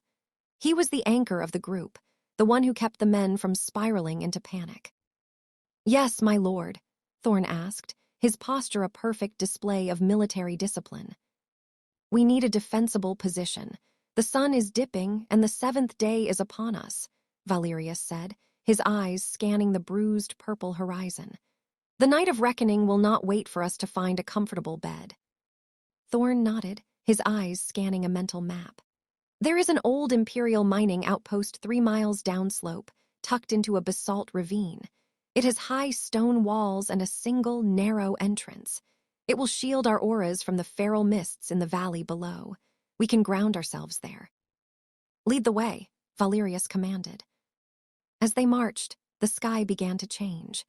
In the world of the Grim Ledger, time was not measured merely by the rotation of the sun, but by the accumulation of spiritual debt. The Night of Reckoning was a planetary phenomenon, a weekly shift in the world's magnetic and spiritual poles that forced all banked energy to integrate into the souls of the harvesters. When a warrior killed, they drew in the mist, the raw, unrefined energy of a soul. It stayed in the vortex around the body, granting temporary strength and a surge of adrenaline, but it was volatile. It was like carrying unrefined ore. Only on the Night of Reckoning did the pressure of the world force that ore to be smelted into the host's marrow. It was a night of immense physical transformation, agony, and potential madness. Archibald felt the pressure building. The 5,000 count entity in his mind was packing now, its footsteps echoing in his consciousness. "The moon rises," the entity rumbled. "The tally must be paid. Will you give me the keys, little nothing, or shall I take the walls down?" "Shut up," Archibald hissed under his breath. "Did you say something, boy?" Kaelin sneered, stepping closer. The knight's violet aura was jagged, reflecting his inner turmoil. "Or are you finally losing what's left of that tiny mind?" "Leave him be, Kaelin," Valerius said, his voice dropping into a register that made the knight flinch. "He's carrying a weight you couldn't imagine. If you want to test your 180 count, do it against the Draxus, not a boy who saved your life." Kaelin's jaw tightened, his hand white-knuckled on his sword hilt. "He didn't save us, my lord. He cheated. There is no honor in the void. There is only the count, and he is a 0. He is a glitch in the world that needs to be corrected." Thorn stepped between them, his presence acting as a heat sink for the tension. "Honor doesn't keep us warm in the gray peaks, Sir Kaelin. Results do. Move forward. The ravine is just ahead." They reached the mining outpost as the first sliver of the blood moon broke through the clouds. It was a desolate place, a collection of stone shacks and deep, dark shafts that smelled of sulfur and old sorrow. The 22 loyalists scrambled to barricade the heavy iron gates, their movements frantic. These were men who had killed in the name of the prince, men who carried counts of 90 or 110. For them, the reckoning was a fever, a night of shivering and bone growth.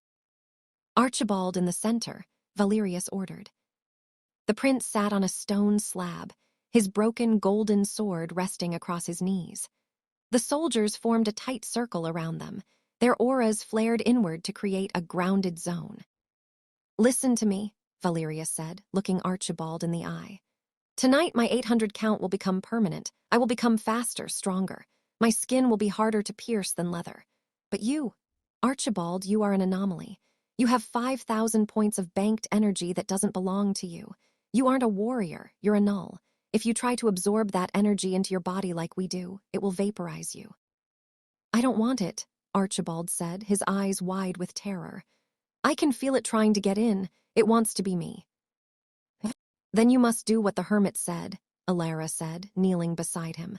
She took his hand, her warmth the only thing keeping him from shivering.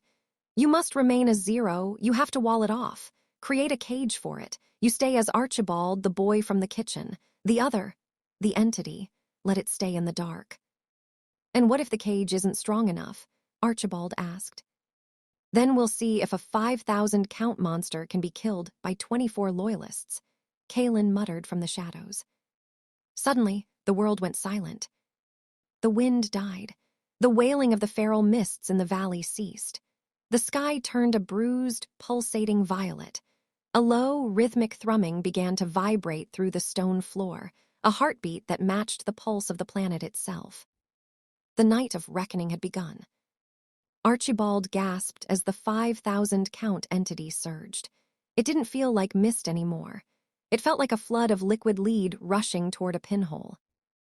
Open the gate, the entity roared, its voice now deafening in Archibald's mind. Archibald's eyes snapped open. They were no longer brown. They were swirling with a violent, jagged silver light. His skin began to smoke, the luck that protected him struggling to handle the sheer pressure of the dual consciousness trying to manifest. Across the room, Valerius began to glow. His 800 count was liquefying, seeping into his pores like molten gold. He let out a low, guttural roar of agony as his skeleton was reinforced by the souls he had taken. But Archibald was in a different kind of hell. He wasn't being reinforced, he was being overwritten. I am Archibald, he screamed, his voice cracking. He reached into the void zone inside himself. He didn't try to use the power. He used his null nature to create a barrier, a thick, silent wall of absolute nothingness. He didn't destroy the 5,000 counts, he compressed them. He forced the Ebon-Guard's power into a separate, distinct corner of his soul, creating a schism. The silver light exploded from his body, a shockwave that blew the stone roof off the mining shack and sent the loyalists flying back. In that moment of absolute stress, the barrier held. The entity was pushed back into its obsidian palace, locked behind a door of Archibald's own making. Archibald slumped forward, his forehead resting on the cold dirt. He was gasping for air, his body feeling as light as a feather. He looked at his hands.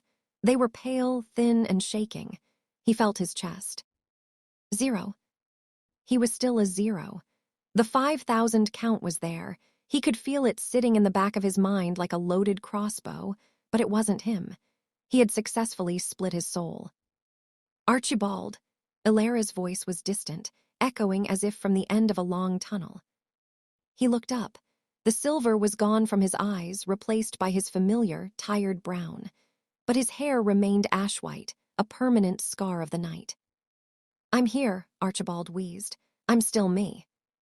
Valerius stood up, his presence now so heavy it seemed to warp the air around him. He looked like a statue carved from bronze and sunlight. His 800 count integration was complete. He was no longer just a prince. He was a lord of the ledger. He walked over to Archibald and offered a hand. You did it. You held the line against yourself. Is it over? Archibald asked, taking the prince's hand. The reckoning is over, Thorn said, stepping out of the shadows. He looked at the gaping hole in the roof, then at Archibald. His expression was one of professional curiosity, his 840 count aura perfectly still. But the light you just threw into the sky. Every Draxus scout within 100 miles just saw our signature. We aren't safe here anymore. Thorn looked at the men, who were slowly standing up, their bodies revitalized by their own integrations. Move out. We head for the southern reach border. If we don't reach the tree line by dawn, we'll be fighting a battalion on an open slope. As they began to move, Archibald felt a cold, lingering presence in his mind.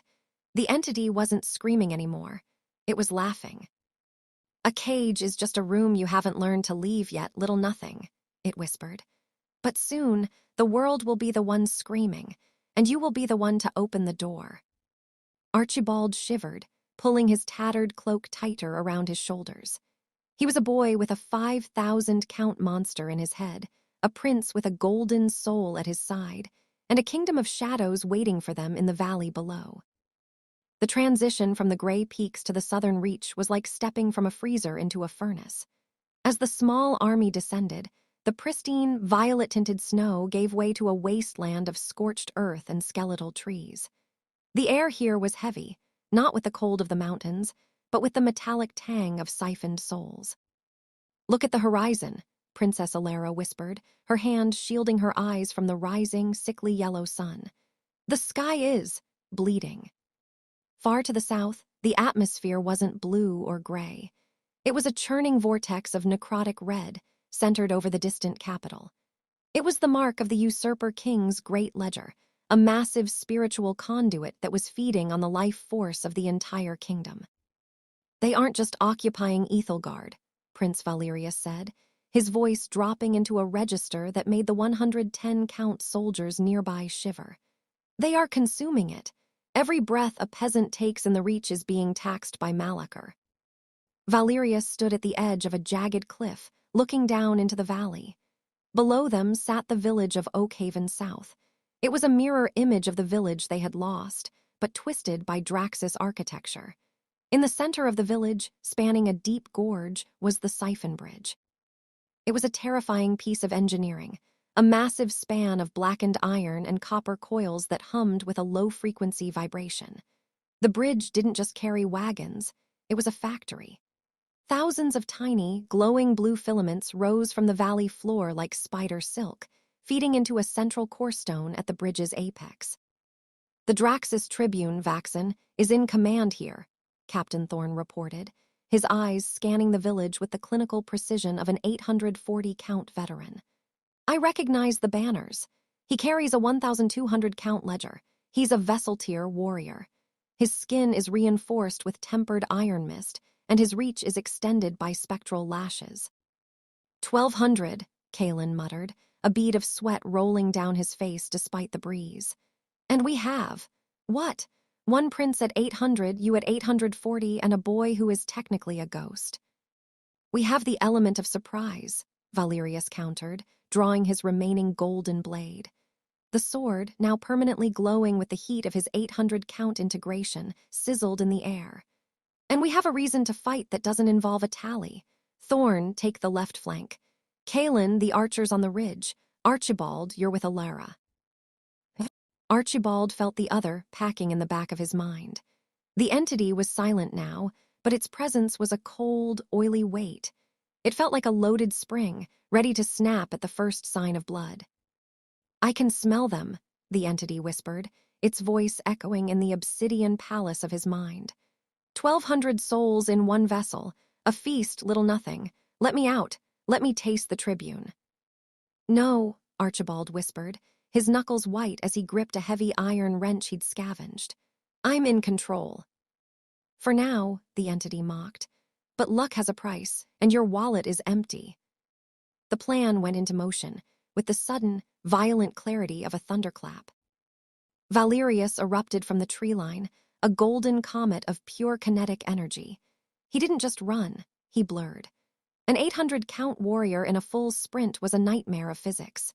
He hit the Draxus front line like a cannonball, his blade, Dawnbringer, shearing through shields and bone as if they were wet parchment. "Ambush!" a Draxus scout screamed, but he was silenced as Captain Thorne's heavy claymore descended, harvesting the scout's 40-count in a single, efficient arc of red mist. As the chaos erupted at the main gate, Archibald and Alara slipped into the shadows of the bridge's substructure. The vibration of the siphon was deafening here, a rhythmic, thumping sound like the heartbeat of a dying god. "There," Alara pointed toward the core stone. It was a pulsing, 3-foot-wide crystal encased in a lattice of copper. "That's the reservoir. If we shatter the containment, the siphoned souls will rush back to their owners. It will trigger a massive feedback loop in the Draxus ledgers." They scrambled up a series of narrow iron catwalks, the air growing hot and ionized. Just as they reached the platform, a figure stepped out from behind a copper coil. He was a siphon guard. His armor was etched with glowing green runes, and he carried a leech spear, a weapon designed to drain a target's ledger on contact.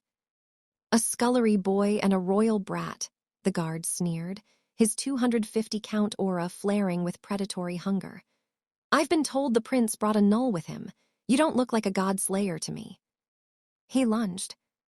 Archibald's heart hammered against his ribs. Now, he thought, reaching for the silver light. Give me the power. Nothing. The obsidian palace in his mind remained locked. The entity didn't budge. It was as if the other was watching a comedy, waiting for the punchline. Archibald, move, Elara shouted, casting a shimmering lavender ward to deflect the first spear thrust. The guard was fast, too fast for a normal human. He spun the spear, the green tip humming as it sought Archibald's heart. Archibald didn't have a sword. He didn't have a shield. He had only the luck. He didn't think. He didn't plan. He simply stumbled backward, his heel catching on a loose rivet in the catwalk.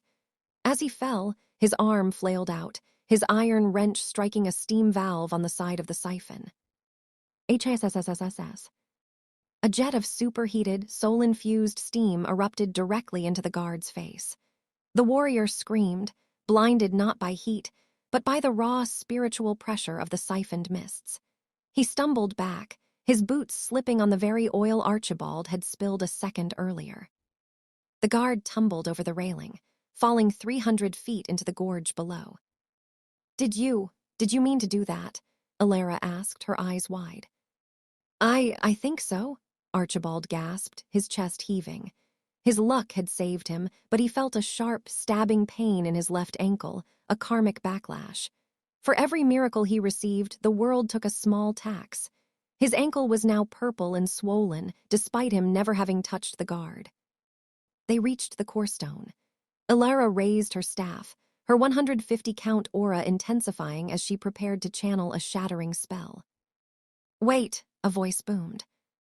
Tribune Vaxen appeared at the end of the catwalk. He was a giant of a man, his 1,200 count presence so dense that the air around him seemed to warp and ripple like a desert heat mirage. His skin had a bronze, metallic sheen, the mark of a high-tier ledger. You would release the harvest? Vaxen asked, his voice a low rumble. Do you know how many souls are in this crystal? Over 10,000. If you shatter it, the resulting shockwave will erase this entire village. Better to die as a soul than live as a battery, Elara retorted, her staff beginning to glow with white-hot intensity. Vaxen roared, his spectral lashes, whips of solidified red mist, erupting from his shoulders. He lashed out, the mist whip cracking the iron catwalk as if it were glass. Archibald watched as Elara was thrown back, her ward shattering under the 1,200 count pressure. Vaxen turned his gaze toward Archibald. You, the Tribune hissed. The Null Master, I will take your head to Malachor myself. He raised his mistwhip for the final strike. Archibald was cornered. His ankle was broken. Elara was down. The luck had already been used. Stress, the voice whispered in the back of his mind. The door to the obsidian palace groaned. Finally, a real reason to open the gate. Archibald's eyes didn't just turn silver, they ignited. A pillar of colorless energy erupted from his body, freezing the mistwhips in midair. The other took the wheel. Archibald's face went slack, his expression turning into one of terrifying, ancient boredom. He didn't stand up. He ascended, his feet hovering an inch off the ground. You speak of harvests, Archibald's voice, now a dual-layered resonance echoed through the bridge. But you have forgotten the tithe. Archibald reached out and touched the corestone. He didn't shatter it, he unmade it. The 5,000 count null power within Archibald acted as a solvent. The corestone didn't explode. It dissolved into a localized vacuum. The 10,000 siphoned souls weren't released in a shockwave. They were pulled through Archibald's zero zone and redirected. A massive wave of blue light washed over the village.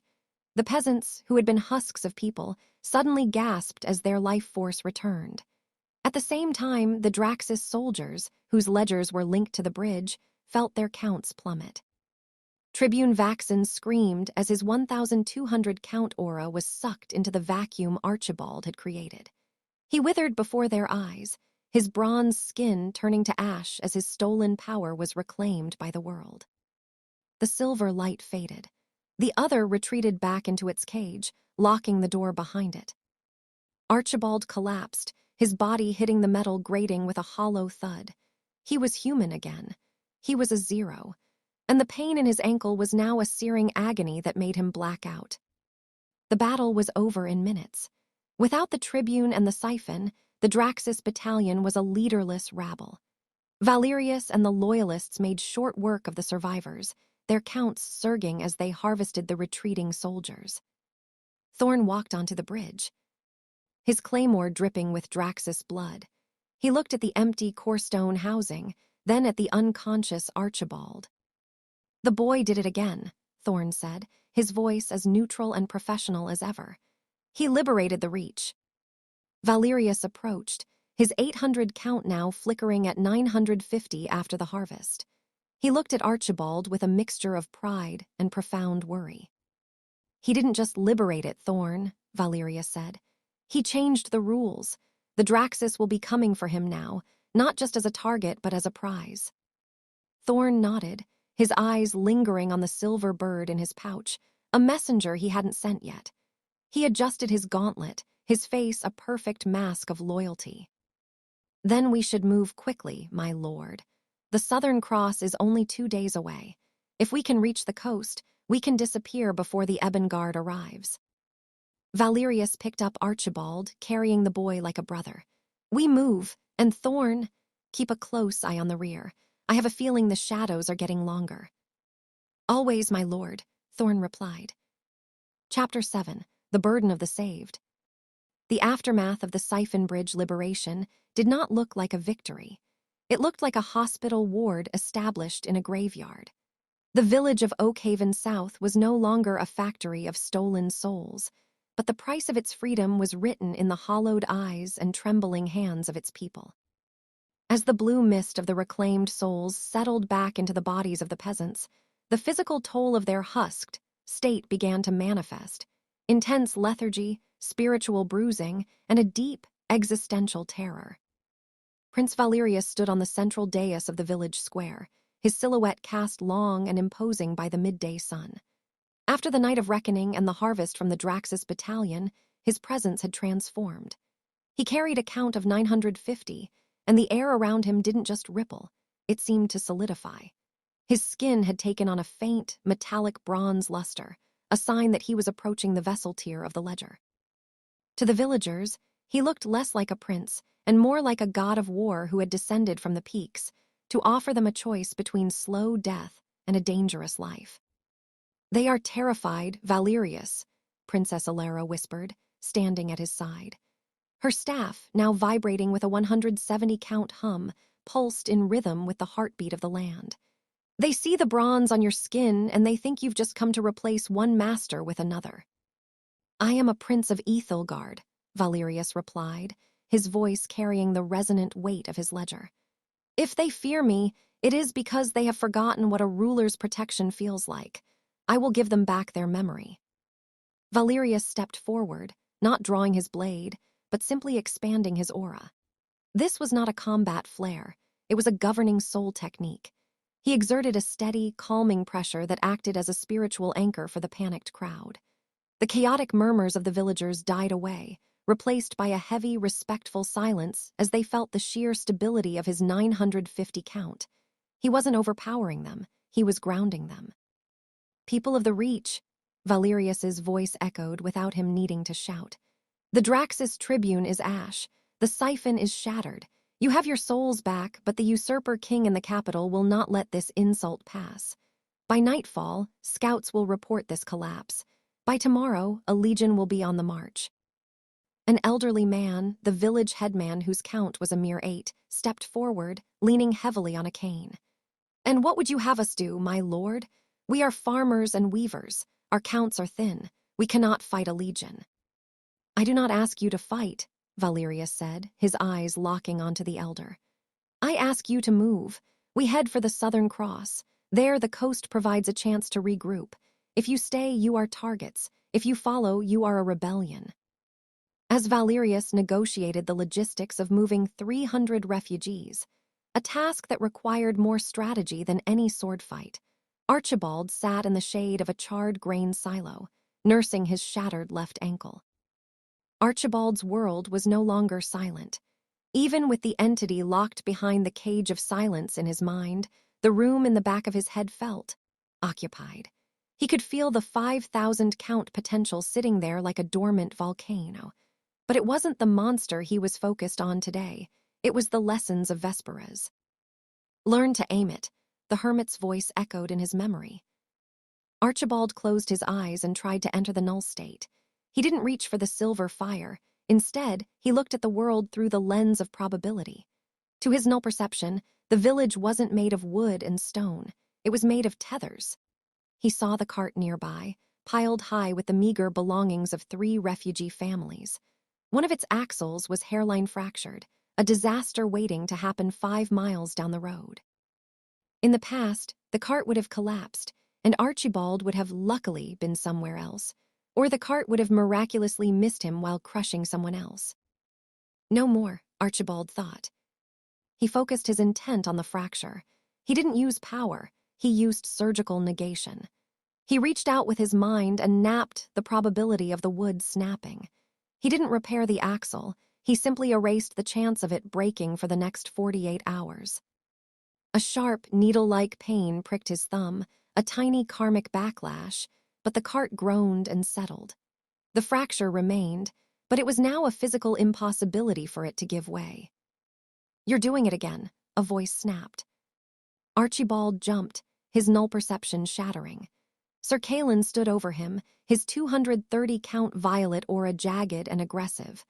The knight looked at Archibald with a mixture of fear and disgust. "Doing what, Sir Kalen?" Archibald asked, rubbing his throbbing thumb. "Playing with the world," Kalen hissed. "I felt the ripple. You just did something to that cart. You didn't use a ledger, you didn't use strength, you just cheated reality." "I was helping," Archibald said, his voice stronger than it had been days ago. "That axle was going to break. People would have been stranded." "And what was the cost?" Kalen stepped closer, his shadow falling over the boy. "The ledger has an order, boy. You kill, you earn, you work, you build. But you just reach into the void and take what you want. Every time you help, the balance shifts. I wonder, who paid for that cart's safety? Which horse will go lame? Which soldier will miss his mark because you wanted to play hero?" Archibald looked away, the knight's words stinging more than his broken ankle. He knew Kalen was right. The debt was real. Every miracle had a victim. "The prince thinks you're a savior," Kalen continued, leaning in close. "But I see you for what you are. You're a leak in a boat, Archibald, and eventually you're going to drown us all." Kalen walked away, his hand resting on the hilt of his sword, leaving Archibald alone with the whispering shadows of his own mind. By mid-afternoon, the Great Migration began. It was a logistical nightmare that tested Valerius more than the battle on the bridge ever had. He had to coordinate the distribution of the meager Draxus rations, organize the 22 loyalists into a protective screen, and keep the pace slow enough for the elderly while fast enough to outrun the inevitable pursuit. Captain Thorne moved among the men with a tireless, mechanical efficiency. His 880-count presence was a pillar of stability. He was everywhere, checking the scouts' reports, helping the refugees clear the road, and ensuring the prince was briefed on every threat. "The Southern Cross is 48 hours away if we maintain this speed, my lord," Thorne reported, his face a mask of soldierly devotion. "But we are trailing a massive spiritual signature. 300 reclaimed souls leave a trail in the soul stream that a Draxus tracker could see from the next province." "Then we have to hide the scent," Valerius said, looking at Archibald, who was being carried on a litter by 2 of the loyalists. "Archibald, can you do it? Can you shroud our trail with the null?" Archibald looked at the trail behind them, a shimmering blue wake in the spiritual air. He felt the entity in his head stir, a cold laughter echoing in the obsidian palace. "They want to shroud little nothing," the entity rumbled. "Give me the wheel. I will turn this army into a ghost." I can try, my lord," Archibald said, his voice shaky. "But I have to be careful. If I take too much the backlash, it won't just be my thumb this time. Do only what is necessary, Valerius commanded. Thorn, keep the rear guard tight. If the shroud fails, we fight. As the column moved into the blackened woods of the Reach, Archibald reached out. He didn't trigger the silver light. He didn't let the entity out. Instead, he practiced the surgical mastery he had used on the cart. He visualized the scent of their souls and began to systematically erase the probability of it being detected. He was no longer just a boy hopping for a miracle. He was a null master learning to navigate the tightrope of a broken world. But as the shadows of the trees lengthened, Archibald realized that Kaelin was right about one thing. The universe always collects its dues. And the debt for 300 lives was going to be astronomical. The forest of the southern Reach was a skeletal ruin, a landscape of charred oak and ash that seemed to drink the very light of the sun. The soul stream here was stagnant, polluted by the Draxus siphons that had bled the land dry for months. As the column of 300 refugees moved deeper into the gloom, the physical exhaustion of the march began to give way to a poisonous psychological rot. It began with a murmur at the rear of the line, a ripple of discontent that traveled through the ranks of the weary. By the time the sun had reached its zenith, the column had ground to a halt. In a small clearing choked with soot-stained ferns, the rift finally broke open. "We can't go any further, my lord," a voice cried out. Elder Orin, the headman of the village, stood at the center of a group of younger men. Their faces were gaunt, their eyes darting toward the shimmering golden presence of Prince Valerius. To them, the prince's 950-count aura was no longer a shield, it was a beacon. "Every mile we walk under that golden light is a mile closer to our graves," Orin shouted, his voice cracking with desperation. "The Draxus don't want us, they want you. They want the prince. They want the boy with the white hair. If we split up, if we vanish into the woods in small groups, we might have a chance to disappear. But like this, we are just a slow-moving feast for the Ebon-Guard." A chorus of fearful agreement rose from the crowd. These were people who had lived under the thumb of the ledger for years. They understood the mathematics of survival better than any tactician. To them, the prince was a high-value target, and they were the collateral damage. Sir Kaelin stepped forward, his 230-count violet aura flaring with an aggressive, serrated edge. "You would dare speak of abandonment. The prince liberated your souls from the bridge. You owe him your very breath." "They owe me nothing, Kaelin," Valerius interrupted, his voice cutting through the tension like a cold blade. The prince stepped into the center of the clearing. He didn't draw his sword. Instead, he allowed his bronze-tier presence to expand. It wasn't a flare of anger, but a display of political sovereignty. The air in the clearing grew heavy, pressurized, as if the world itself were leaning in to listen. The 950 count didn't just command respect. It enforced a temporary, artificial calm, suppressing the fight-or-flight instincts of the peasants. "Orin," Valerius said, his voice resonant and steady. "You think you can hide from the Draxus in small groups, but look at the sky. Look at the red haze of the Great Ledger in the north. There is no hiding in a world where your soul has a signature. Without a null to shroud you, or a lord to protect you, you are merely unharvested grain waiting for the sickle." He looked around the circle of fearful faces. "I am not your master. I am your wall. If you leave this circle, the wall is gone. Is that the freedom you want, to die alone in the ash?" The weight of his presence was undeniable. The dissenters lowered their eyes, the governing soul technique effectively dampening their rebellion. Valerius was leading not through fear, but through the overwhelming weight of his spiritual gravity. While the prince managed the politics of the living, Archibald was fighting a battle against the fundamental laws of reality. He lay on his litter, his eyes squeezed shut, sweat pouring down his face. His left ankle was a throbbing mess of bruised bone, but he ignored the pain. He was deep in the null state, his consciousness expanded outward like a thin, transparent veil over the 300 refugees. "Stitch the shadows," Archibald whispered to himself, echoing the mnemonic Vesperas had taught him. "Negative probability. The scouts do not look left. The wind does not carry the scent. The birds do not take flight." He was no longer waiting for luck to happen. He was surgically negating the possibilities of detection. To his perception, the forest was a web of infinite maybes. He reached out with his mind, find the maybe, where a Draxus scout party crested the ridge a mile away and unmade it. He found the maybe, where a child's cry echoed too far and erased the sound before it was even born. But the karmic backlash was mounting. For every mile he shrouded, the debt increased. It wasn't just physical pain anymore. He felt his memories flickering, the smell of the kitchen in Aethelgard, the face of his mother, the sound of the rain on the palace roof. The universe was taking meaning as payment for the silence he was buying. "You are paying in gold to save lead, little nothing," the entity rumbled from behind the cage in his mind. "The vacuum is growing. Soon you will have nothing left of yourself to give. Let me open the gate. I can hide them with the void. It costs nothing but their souls." "Get out," Archibald hissed. Suddenly, a sharp, violent snap echoed in his mind. The null shroud flickered. In that microsecond of instability, a Draxus scout party on the ridge above caught a glimpse of the golden shimmer from Valerius's aura. "Target spotted," a distant voice cried out, amplified by a windcaller's magic. Archibald screamed as the backlash hit him in full. The probability collapse he had been holding back rushed into his body. His broken ankle didn't just throb, the bone literally shattered further, the skin turning a necrotic black. A tree 10 feet away, one he had used as a focal point for his shroud, imploded silently, turning into a pile of fine white dust.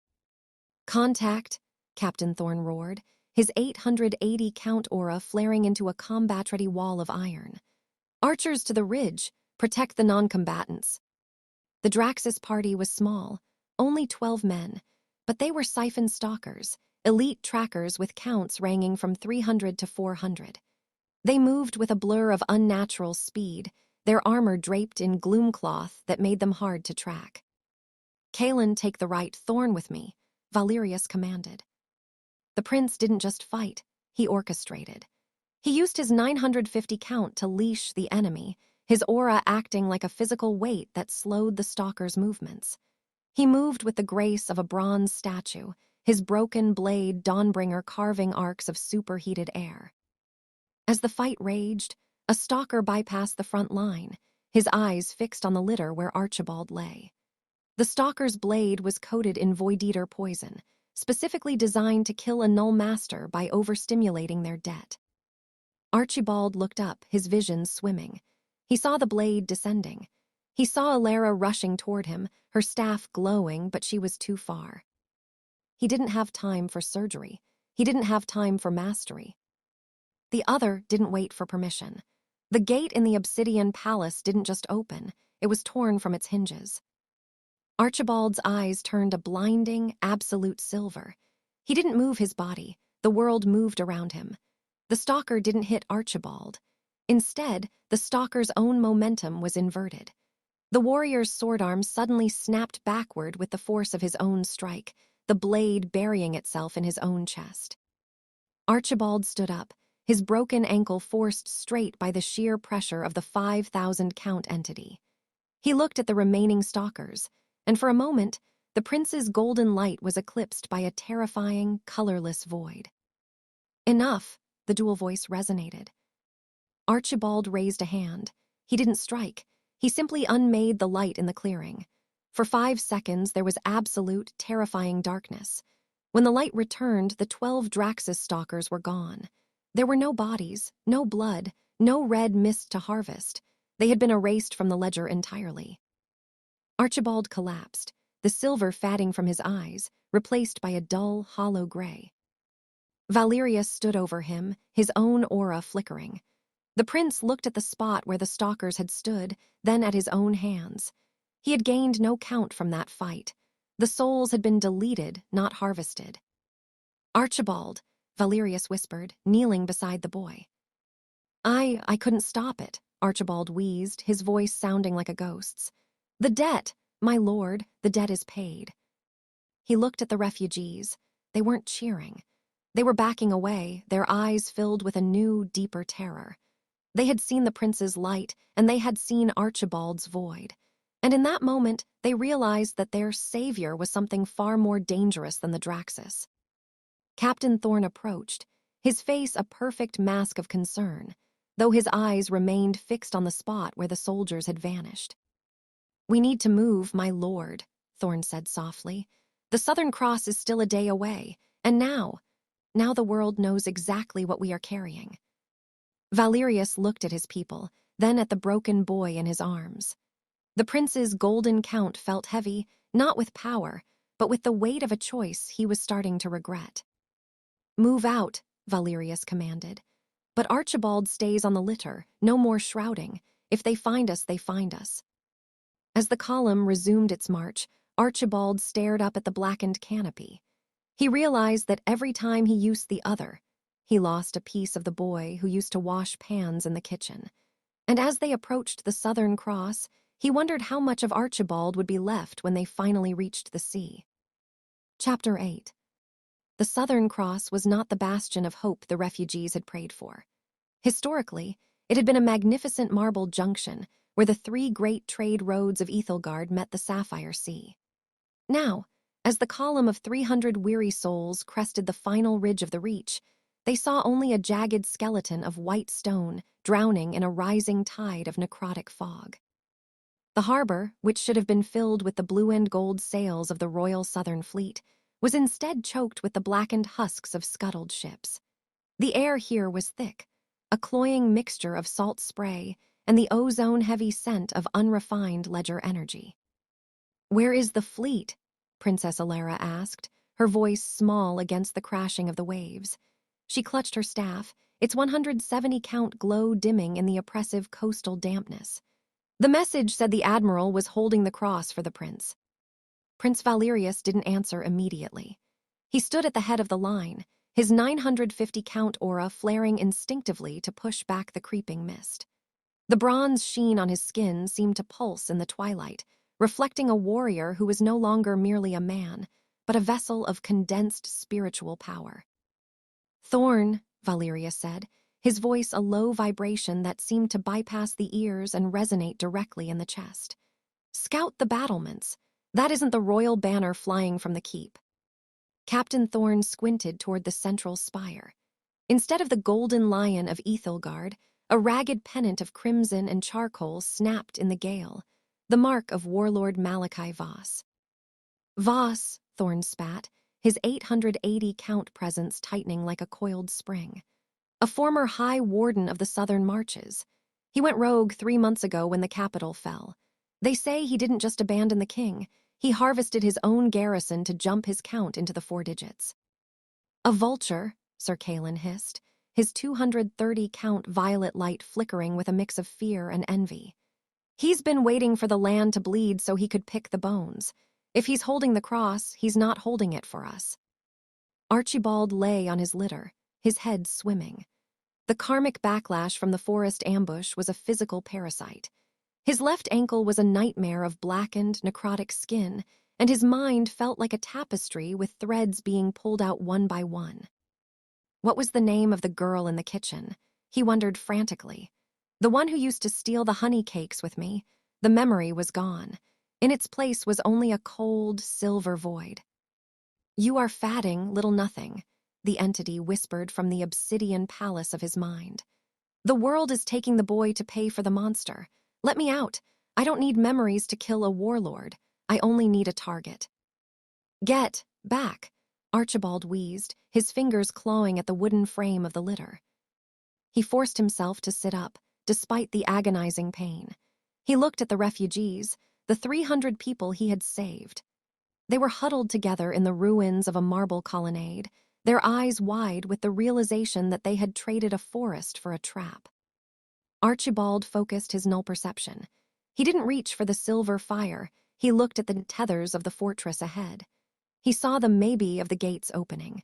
He saw the maybe of 1,000 archers on the walls. "Aim the intent," Vesperas had said. Archibald didn't try to hide them this time. Instead, he reached out toward the heavy iron gates of the Southern Cross. He didn't use power, he used surgical negation. He identified the probability of the gates' locking mechanism being jammed by rust and sea salt, and he unmade the chance of it functioning smoothly. A sharp, hot pain lanced through his right eye, a tiny tax for a strategic advantage. The gate won't open easily for them, Archibald thought, his vision blurring. A delay. I've bought us a delay. As the column approached the fortress gates, a horn blast echoed from the ramparts, a harsh, discordant sound that sent a shiver through the refugees. The gates did not swing open. Instead, a figure appeared on the battlements, flanked by 6 siphon guards with counts clearly exceeding 500 each. The central figure was a man of immense proportions, encased in plate armor that looked as if it had been forged from cooled lava. His aura was a churning, violent crimson that spilled over the edges of the wall like blood. "Malachi Voss," Valerius called out, his voice carrying the full weight of his 950-count governing soul. The prince stepped forward, and the sheer stability of his presence seemed to steady the ground beneath the refugees' feet. "I am Valerius of Aethelgard. I have brought your people to safety. Open the gates." Voss let out a booming laugh that rattled the ruins. "Safety? You've brought 300 mouths to a fortress with no food. You've brought the wrath of the Ebon-Guard to my doorstep, and you call yourself a prince." Voss leaned over the battlements, his 1,100-count presence manifesting as a physical pressure, a lord-tier aura that challenged Valerius's own. "The Aethelgard bloodline died in the capital, boy," Voss sneered. "I don't see a prince. I see a high-value ledger and a collection of livestock. If you want these people inside, you don't ask as a ruler. You negotiate as a supplicant."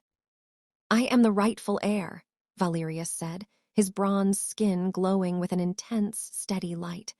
He wasn't flaring his power for combat. He was using the political sovereignty of his ledger to force a dialogue. "And these people are the future of this kingdom. If you turn them away, you aren't a warlord, you're a traitor to the soil." "Big words for a man with a broken sword," Voss replied. He gestured to his guards. "I'll tell you what, prince. I'll open the side postern. You, your knight, your captain, and the white-haired freak come inside for a parley. The refugees stay in the killing zone between the walls. If we reach an agreement, they enter. If not..." Voss smiled, revealing teeth that had been filed into points. "Then I harvest the 300 myself before the Draxus get here. At least their mists won't go to waste." Valerius looked back at Thorn and Kalen. Kalen's hand was trembling on his hilt, his violet aura spiked with a desperate, frantic energy. Thorn remained a mask of iron, his eyes fixed on the battlements with a calculating intensity. "We have no choice," Thorn whispered. "The Draxus trackers are less than 6 hours behind us. If we don't get behind those walls, we are caught between the anvil and the hammer." Valerius looked at Archibald, who was being helped off his litter by Alara. The boy looked like a ghost, pale, shaking, and marked by the void. "We go in," Valerius commanded. "But Thorn, stay close to the postern. If the luck turns, I want those gates open, by any means necessary." The inner sanctum of the Southern Cross was a testament to the vanity of a dying world. While the outer walls crumbled under the weight of sea salt and neglect, the great hall of the keep had been transformed into a macabre throne room. Banners of the fallen Southern fleet had been restitched into tapestries celebrating Malachi Voss's ascension, and the marble floor was stained with the dark, copper-scented residue of 1,000 unrefined harvests. As Valerius, Archibald, Alara, Kalen, and Thorn stepped into the hall, the heavy iron postern slammed shut behind them. The sound was a finality that made Archibald's skin crawl. "Stay close," Valerius commanded, his voice barely a whisper. He didn't look at his companions. His eyes were fixed on the far end of the hall where Voss sat upon a throne made of melted Draxus plate. Valerius's 950-count aura began to exert itself, not in a violent burst, but in a slow, suffocating expansion. He was using the governing soul technique to claim the air around them, creating a sovereign bubble that shielded his group from the oppressive, crimson pressure of Voss's 1,100 count. It was a battle of presence, a silent negotiation of gravity before a single word was even spoken. Archibald leaned heavily on Alara, his left leg dragging. His mind was a fractured mirror, Every time he tried to remember the simple things, the taste of bread, the color of the prince's childhood horse, he found only the silver-tinted smoke of the entity. "Archibald," Valeria said, suddenly stopping. The prince turned, and for the first time since the monastery, the Lord of the Ledger mask slipped. He looked at Archibald's ash-white hair, his necrotic ankle, and the hollow, silver-flecked depth of his eyes. "My lord," Archibald wheezed. "No more," Valeria said, his voice thick with a strange, fierce grief. "You are not to use the null again, not the surgery, not the shroud, and especially not him." Archibald looked down at his soot-stained hands. "But the Ebon-Guard, the scouts, I'm the only one who can." "You are the only one who is disappearing," Valeria snapped, grabbing Archibald by the shoulders. The prince's bronze-tier skin was hot to the touch, vibrating with the power of 950 souls. "Every time the world bends for you, it takes a piece of who you are. Look at your leg, Archibald. Look at your eyes. If you keep going, there won't be a boy left to see the capital. There will only be a hole in the shape of a person." "The refugees need a savior," Archibald whispered. "They need a king," Valerius countered, pulling Archibald close. "And a king needs a knight who can stand on his own 2 feet, not a ghost that haunts the battlefield. From this moment on, the null is sealed. If we die as men of the Ledger. I will not have my kingdom bought with the soul of my friend." Valerius looked toward Thorn. "Thorn, find a training blade, a wooden spar, a rusted rod, anything. From tomorrow, if we survive this night, Archibald begins his training. He will learn to hold a sword. He will learn to move his feet. He will earn his count the way I did, with steel and sweat." Sir Kalen let out a sharp, mocking breath. "You'd try to make a knight out of a 0. He can barely walk, my lord." "Then he will learn to limp faster than you can run, Kalen," Valerius said, his eyes flashing with amber fire. He turned back to the throne. "Archibald, do you understand? Give me your word, no more null use, no matter the cost." Archibald felt the entity roar in the back of his mind, a sound of frustrated, ancient hunger. But he looked at Valerius, the man who had carried him through the snow, and he felt a flicker of the boy he used to be. "I give you my word, my lord," Archibald said. They reached the foot of Voss's throne. The warlord sat sprawled, a massive claymore resting across his knees. His 1,100 count aura was serrated, like a saw blade made of red light. It hacked at Valerius's golden bubble, seeking a weakness. "Touching," Voss rumbled, his voice like grinding stones. "The prince playing nursemaid to a scullery boy. Is this the great hope of Aethelgard? A cripple and a broken blade?" "I see a man who has harvested his own people to inflate a count he cannot control," Valerius replied, his voice calm and terrifyingly steady. He didn't draw his sword. He simply stood there, his governing soul holding the room in a state of unnatural stillness. "Your aura is jagged, Voss. You're suffering from ledger fever. You've taken too much, too fast. Your soul is trying to reject the harvest." Voss's eyes narrowed, a flash of genuine fear crossing his face before he masked it with a sneer. "And what of it?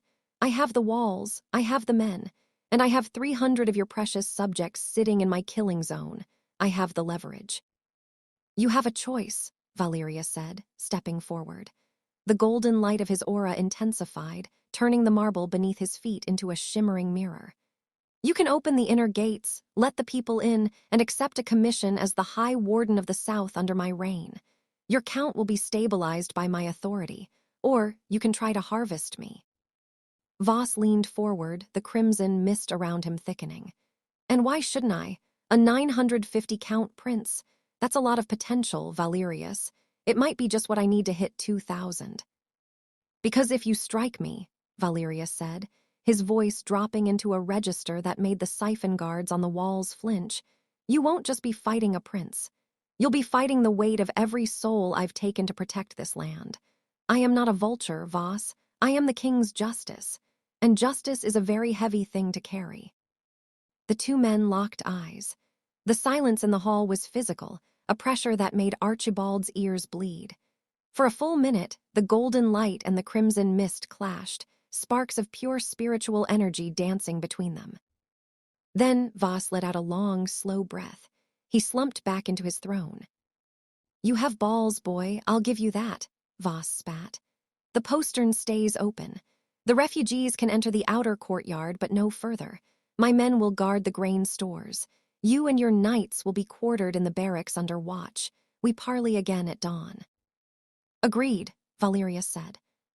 Late that night, in the drafty, salt-stained barracks of the Southern Cross, the sounds of the ocean were drowned out by a different noise. Clack, clack, clack. Archibald stood in the center of the room, sweating despite the chill. In his hand was a heavy, notched wooden training sword Thorn had scavenged from a practice rack. His left ankle was tightly bandaged, but every shift in weight felt like a hot iron was being pressed into his bone. "Lower your center," Valerius commanded, sitting on a crate nearby, watching with a critical eye. "You're leaning on your luck again, Archibald. Stop waiting for the world to save you. Find your own balance." Archibald swung the wooden sword. It was clumsy. It was slow. There was no silver light, no surgical negation, no void. He was just a boy with a stick, failing over and over again. "Again," Valerius said. Archibald swung again. His muscles screamed. He felt the entity mocking him from the darkness of his mind, showing him images of how easily he could just unmake the wooden sword, the walls, and the prince himself. But Archibald ignored the whispers. He focused on the grain of the wood in his hand. He focused on the pain in his ankle. For the first time in weeks, he felt real. "Good," Valerius said, standing up. He walked over and adjusted Archibald's grip. "Tomorrow, we learn to parry. You won't be a null master anymore, Archibald. You're going to be a knight of the Reach." Archibald nodded, his breath coming in ragged gasps. As he looked at the prince, he didn't see a lord of the ledger. He saw a friend who was trying to save his life. Chapter 9. The morning at the Southern Cross did not bring the warmth of the sun, but a cold, salt-crusted clarity. For Archibald, the day began not with the clatter of the kitchen, but with the sharp, rhythmic pulse of lavender light. He sat on a stone bench in the drafty barracks, his left leg extended. Princess Alara knelt before him, her hands hovering inches above his blackened, necrotic ankle. Her 170-count aura was a soft, soothing hum in the gray morning, a stark contrast to the jagged, violent energies that usually occupied the fortress. "This is going to sting, Archibald," Alara whispered. "The null backlash didn't just break the bone, it poisoned the tissue. I have to flush the nothingness out before the marrow can knit." Archibald gripped the edges of the bench as Alara began the invocation. She didn't use a spell of destruction, but one of harmonious restoration. The lavender light intensified, turning into a liquid-like glow that seeped into Archibald's skin. He gasped. It felt like thousands of needles were pulling silk threads through his nerves. He watched in morbid fascination as the blackness on his skin began to recede, replaced by the raw, pink flush of new life. The void stain resisted, a stubborn shadow that hissed as the lavender light touched it, but Alara's resolve was firm. "You're healing well," she said, her voice strained from the effort. "Your body is surprisingly resilient. It's as if the luck left behind a protective layer, even if the power itself is sealed." Archibald felt the heavy, suffocating weight lift from his leg. For the first time in weeks, his toes didn't feel like frozen lead. He stood up, testing his weight. There was still a dull ache, a reminder of the price he had paid, but the necrosis was gone. He felt human. "Thank you, Alara," he said, offering a small, genuine smile. "Don't thank me yet," she replied, wiping sweat from her brow. "The prince is waiting for you in the courtyard. He said a healed leg is just a better target for training." While Archibald found a temporary respite in the light, 300 miles to the north, the world was drowning in shadow. The capital of Aethelgard had been transformed. The white marble spires were now draped in the crimson banners of the Draxus Empire, and the great plaza had been converted into a massive, open-air harvesting pit. At the center of it all, sitting upon the throne of embers, was Malachor. Malachor did not look like a man. He looked like a celestial event held together by sheer, terrifying will. His skin was the color of old parchment, etched with millions of glowing red runes. the ledger script of every soul he had ever claimed.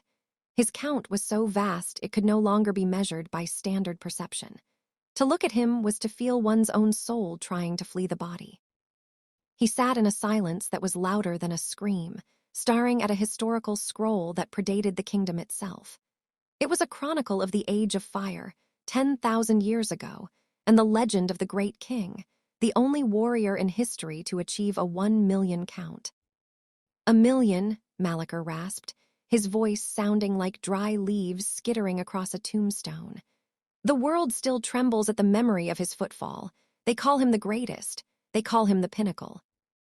A high-ranking Draxus general, a man with a 5,000 count that would have made him a god in any other province, knelt 10 paces away, trembling. "My lord, the preparations are nearly complete. The great siphon in the capital is drawing from all 4 reaches. We are approaching the 3,000,000 mark in the reservoir." Malachar's eyes, pits of swirling red nebula, fixed on the general. 3,000,000 is a pittance. It is a drop in a thirsty ocean. I do not wish to match the great king. I wish to erase his legacy. Malachar stood, and the very air in the throne room turned to ozone. 10,000,000 souls. That is the count I require. A ledger so heavy it will tilt the axis of the world. I will not be a king. I will be the ledger itself. "But my lord," the general stammered, "the physical toll. No vessel, not even yours, can hold 10,000,000 counts. The integration would trigger a spiritual supernova. You would vaporize the continent before the harvest was complete." "I know," Malachar said, walking toward the balcony overlooking the suffering city. "That is why the prince's little ghost is so vital. A null master does not hold power. He negates the friction of it. Archibald is the anchor. He is the vacuum that will stabilize the intake. With a null master to act as a spiritual heat sink, I can absorb 10,000,000 souls and remain standing." Malachar looked toward the south, his gaze piercing through the mountain ranges. "He is the only null born in 7 decades. Without him, the 10,000,000 count is a death sentence. With him, I am eternal." He turned back to the general. "Tell the legion at the Southern Cross, the prince is a nuisance to be discarded. But the boy is to be brought to me in chains of silver. If a single hair is harmed on his head, I will harvest the souls of the entire legion to compensate for the loss." Back at the Southern Cross, the nuisance was currently being beaten into the dirt. "Pivot on the ball of your foot, not the heel," Valerius commanded, his voice echoing off the barracks walls. Archibald let out a ragged gasp as he tumbled across the courtyard, the rusted iron rod in his hand clattering against the stones. He scrambled to his feet, his new-healed ankle holding, but his lungs were on fire. Standing opposite him was a veteran loyalist named Jerk, a man with a 110 count and 20 years of sword work in his blood. "He's too slow, my lord," Jerk said, not unkindly. He held a dulled practice blade with the ease of a man holding a spoon. "He's thinking about where to put his feet. In a real fight if you think you're a corpse." "Again," Valerius said, his arms crossed over his chest. The prince's 950 count aura was dialed back, but the bronze sheen of his skin still gleamed in the overcast light. "Archibald, stop looking for the void. Stop waiting for the silver light to bail you out. You are a 0, use that. You have no weight to carry, so move like the wind." Archibald gritted his teeth and lunged. He tried to remember the patterns Thorn had shown him, the parry, the riposte, the weight shift. He swung the iron rod in a horizontal arc, aiming for Jerk's midsection. Jerk didn't even move his feet. He simply tilted his blade, catching Archibald's rod and sliding it harmlessly past his hip. With a flick of his wrist, Jerk tapped the pommel of his sword into Archibald's ribs. The air left Archibald's lungs in a violent rush. He collapsed to his knees, clutching his side. "Pathetic," the entity hissed in the back of his mind. The obsidian palace was dark, but the voice was as clear as a bell. "You are playing with sticks while the wolves are at the door. Let me open the gate." "One finger, little nothing. Give me one finger, and I will turn this Jerk into a memory." "No," Archibald thought, his vision swimming. "I gave my word." "Get up," Valerius said.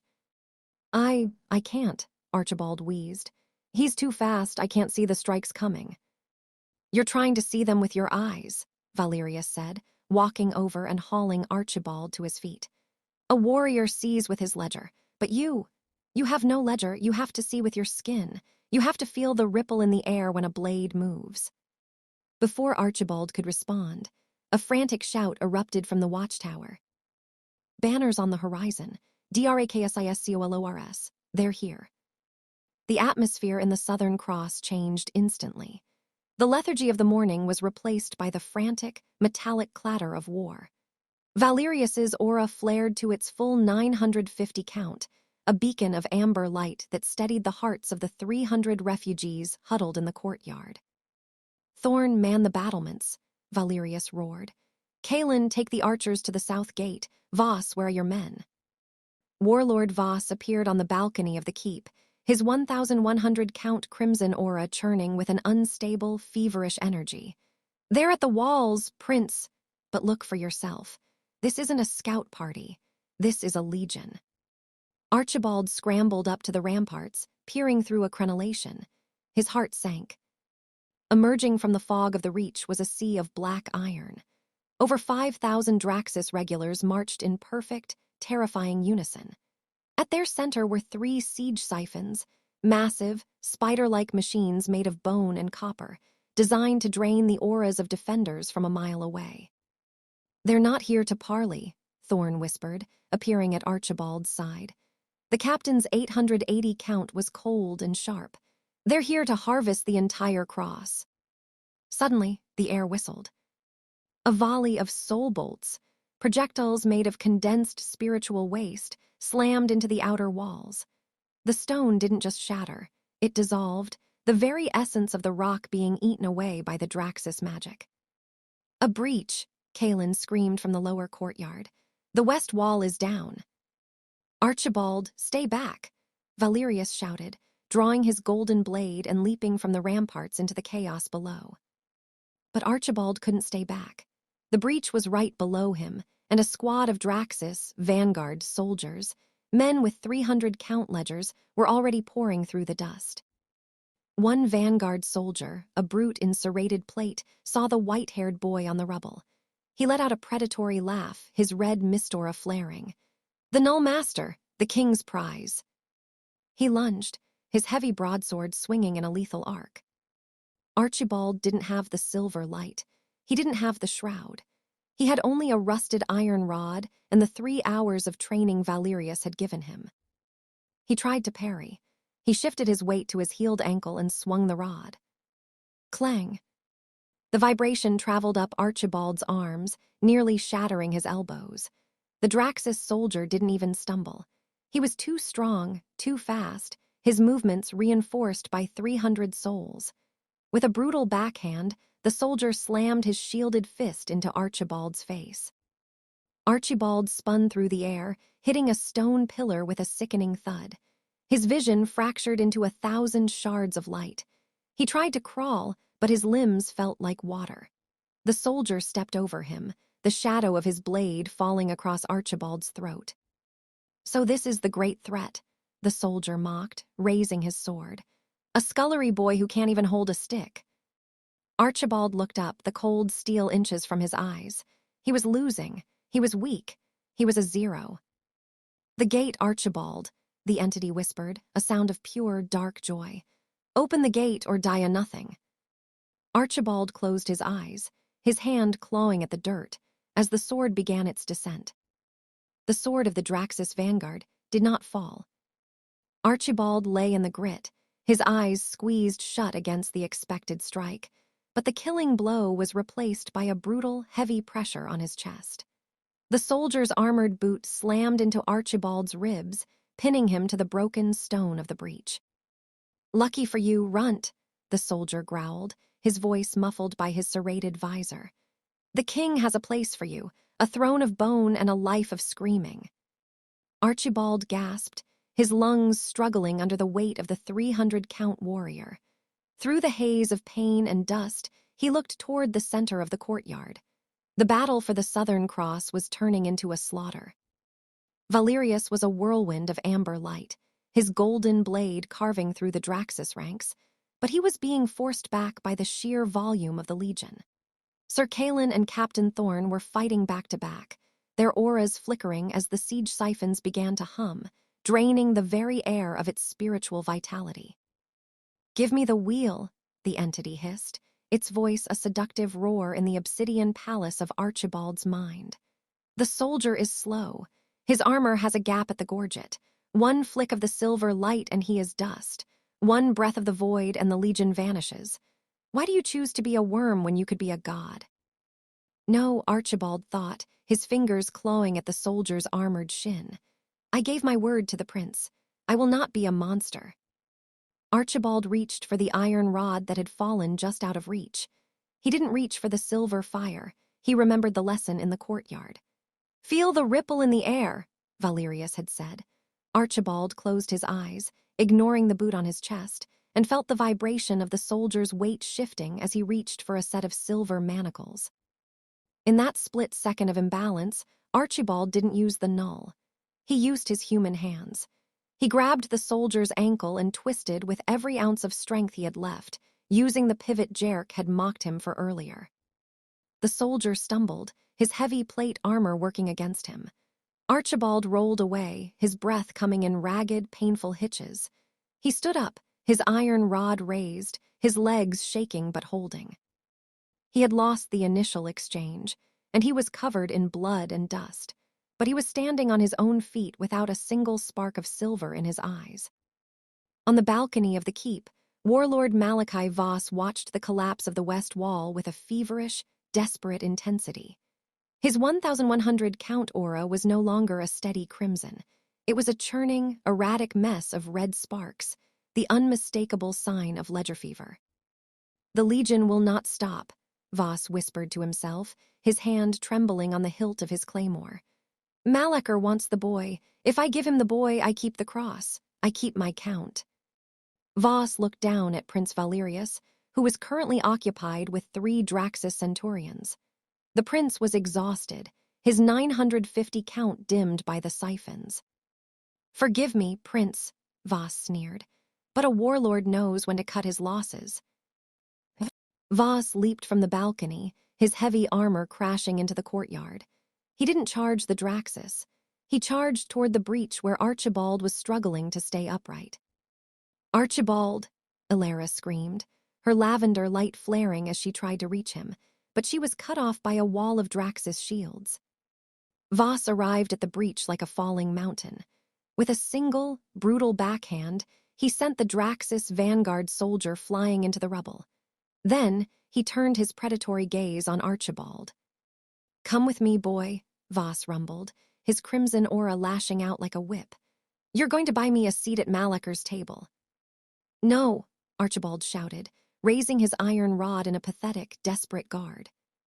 Voss laughed, a sound of pure madness. He reached out with a gauntleted hand, his 1,100 count pressure pinning Archibald to the stone more effectively than any Draxus boot. "Valerius," Archibald cried out. The prince turned, his eyes widening as he saw the betrayal. "Voss, lay a hand on him and I will unmake you." Valerius tried to lunge, but the 3 centurions closed in, sensing his distraction. The shadow of the usurper. As Voss hauled Archibald toward the inner keep, the sky above the southern cross began to darken. It wasn't a cloud, it was a spectral projection. A massive, translucent image of Malacher appeared in the air above the fortress, his red nebula eyes looking down with cold, calculating hunger. The Draxus Legion halted their advance, their heads bowing in unison. 10 million souls, the projection's voice echoed, a sound that made the sea itself stop its churning. "The age of fire will be a flickering candle compared to the sun I shall become. Archibald, my anchor, my heat sink, do not struggle. The boy is a small price to pay for eternity." Malacher's gaze shifted to Voss. "Warlord, deliver the boy to my generals and your fever shall be cured. Fail me, and I will harvest the Southern Cross until not even the dust remembers your name." Voss bowed low, his face twisted in a mask of sycophantic terror. "He is yours, my lord. The Null Master is yours." Archibald looked at the projection, then at the desperate, sweating face of Voss. He felt the entity laughing in his mind, the silver gate rattling on its hinges. He was losing his friends, his freedom, and his very world. 1,000,000 counts was a king, the entity whispered. 10,000,000 is a god. Do you really think a wooden stick can stop a god, Archibald? Archibald gripped the iron rod until his knuckles bled, his brown eyes fixed on the distant, golden light of Valerius, who was still screaming his name through the chaos. Chapter 10. The transport to the iron spire was a blur of agonizing vibration. Archibald was not held in chains, but in a siphon sphere, a floating orb of etched glass that hummed at a frequency designed to keep a null nature in a state of constant, fluid collapse. Every time a memory of Valerius or Alara tried to surface, the sphere pulsed, shattering the thought into 1,000 jagged shards. By the time the Draxis guards reached the lowest levels of the capital's monolith, Archibald was less a boy and more a hollow vessel of ash-white hair and shivering limbs. The elevator descended past the torture tiers and the high-value vaults, stopping only when the air grew so thin it tasted of ozone and old dust. This was the sub-zero level. The guards didn't speak. They simply deactivated the sphere, letting Archibald fall like a sack of grain onto the cold obsidian floor. The door to cell 777, a slab of dark stone 3 feet thick, ground open. Archibald was kicked inside, and the world went black as the stones sealed him in. The man in the patchwork coat.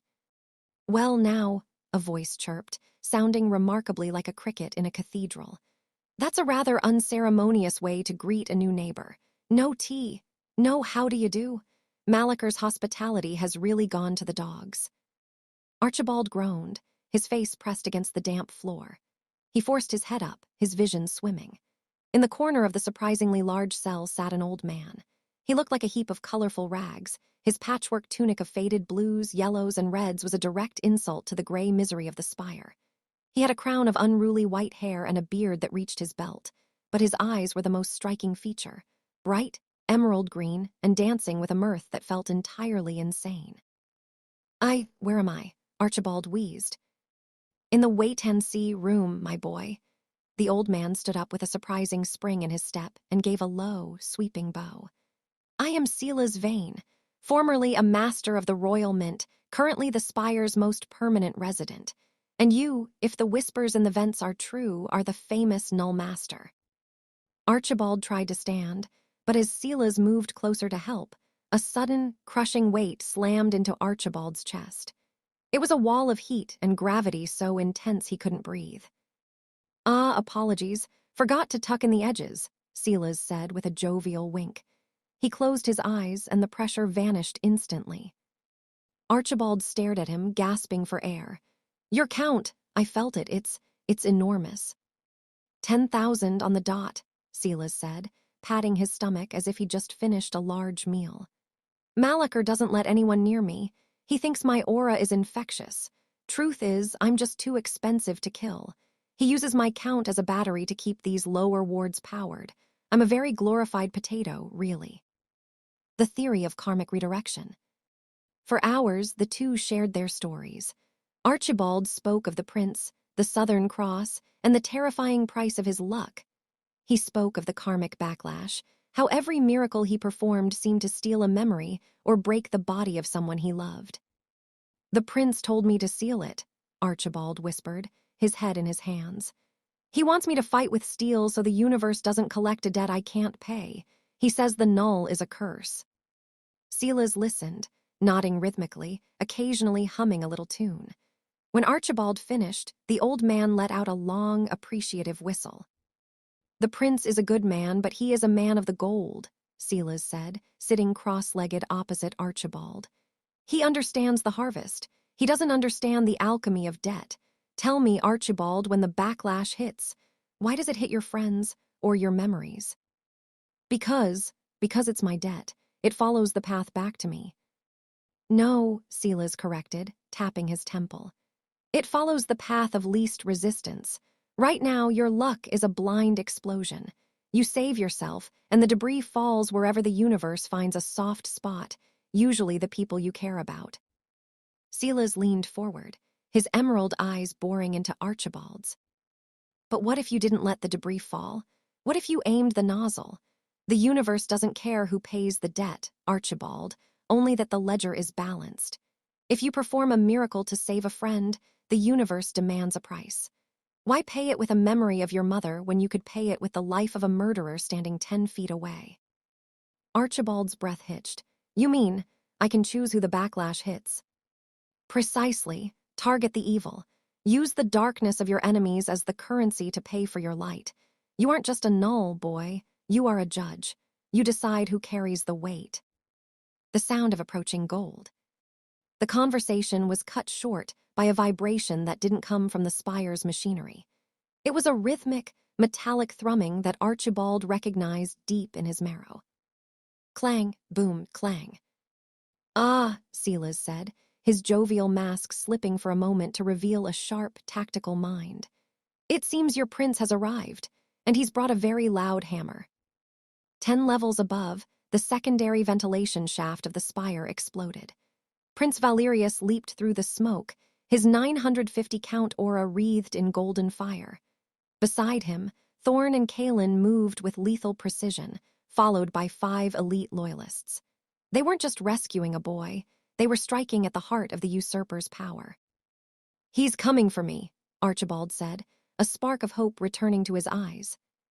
He is, Silas said, standing up and dusting off his tunic.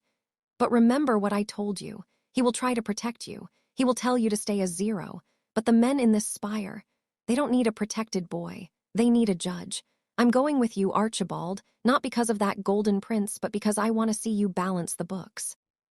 The ceiling of the sub-zero corridor buckled. The golden light of Sunshear began to leak through the cracks. The rescue had begun, but for Archibald, the real war was just starting. The sub-zero level of the Iron Spire was a place where sound went to die, but the arrival of Prince Valerius had turned it into a theater of thunder and gold. The dust from the pulverized ceiling hung in the air like a veil of gray diamonds, caught in the overlapping gravitational wakes of 2 men who should never have been in the same room. Prince Valerius stood in the center of the wreckage, his boots planted firmly in the obsidian dust. His 950-count aura was no longer a controlled shimmer. It was a roaring furnace. The bronze-tier skin of his arms and face glowed with a fierce, metallic intensity that spoke of a ruler who had reached the absolute limit of his physical vessel. In his hand, the broken shard of Sunshear hummed with a golden light so pure it seemed to physically push back the necrotic shadows of the spire.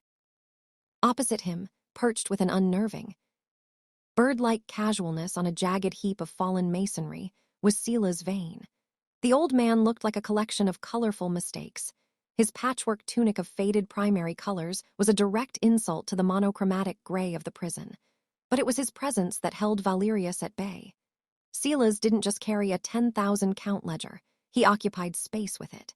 His aura didn't flare. It simply existed as an immovable, invisible mountain. Archibald moved to the corridor. Now! Valerius's voice was a low, resonant rumble that vibrated in the marrow of Archibald's bones. He didn't take his eyes off the old man. To Valerius, a 10,000-count presence in a high-security cell wasn't a prisoner. It was a weapon Malachor hadn't finished loading. "He's not a threat, my lord," Archibald wheezed, pushing himself up from the floor. His limbs felt heavy, his mind still reeling from the karmic redirection he had used against Inquisitor Krell. He saved me. He's the only reason I'm still Archibald. The standoff of sovereignty. Silas stood up, brushing the soot from his patchwork sleeves with a series of rhythmic, unbothered pats. He looked at the prince with a curious, emerald-green gaze. "You carry the sun in your marrow, young prince," Silas chirped, his voice cutting through the oppressive atmosphere like a silver bell. "I haven't felt a governing soul that stable since the last great king of the Reach. It's a heavy weight, isn't it? Knowing that if you stumble, the light of 10,000 families goes out with you." "Who are you?" Valerius demanded, his grip tightening on his blade. "A count of 10,000 doesn't just happen in the dark. You are a vault-tier warrior. Why are you in a sub-zero ward?" "I am Silas Vane," the old man replied, offering a sweeping, theatrical bow that was significantly more respectful to Archibald than to the prince. "And I am here because I chose to be a bank rather than a blade. When the purge began, the people of the Southern Mint didn't want their counts to fuel Malacker's engines. So they gave them to me. I'm a vault of donated souls. I've spent 20 years being the battery for this floor just to keep these counts out of the usurper's hands." Silas stepped forward, ignoring the golden fire that licked at the air around him. He walked straight to Archibald and placed a gnarled, ink-stained hand on the boy's shoulder. "I have watched the ledger break the world from my corner of the dark," Silas said, his jovial tone sharpening into something ancient and hard. "I have seen princes fall and warlords rise, but I have never seen a judge.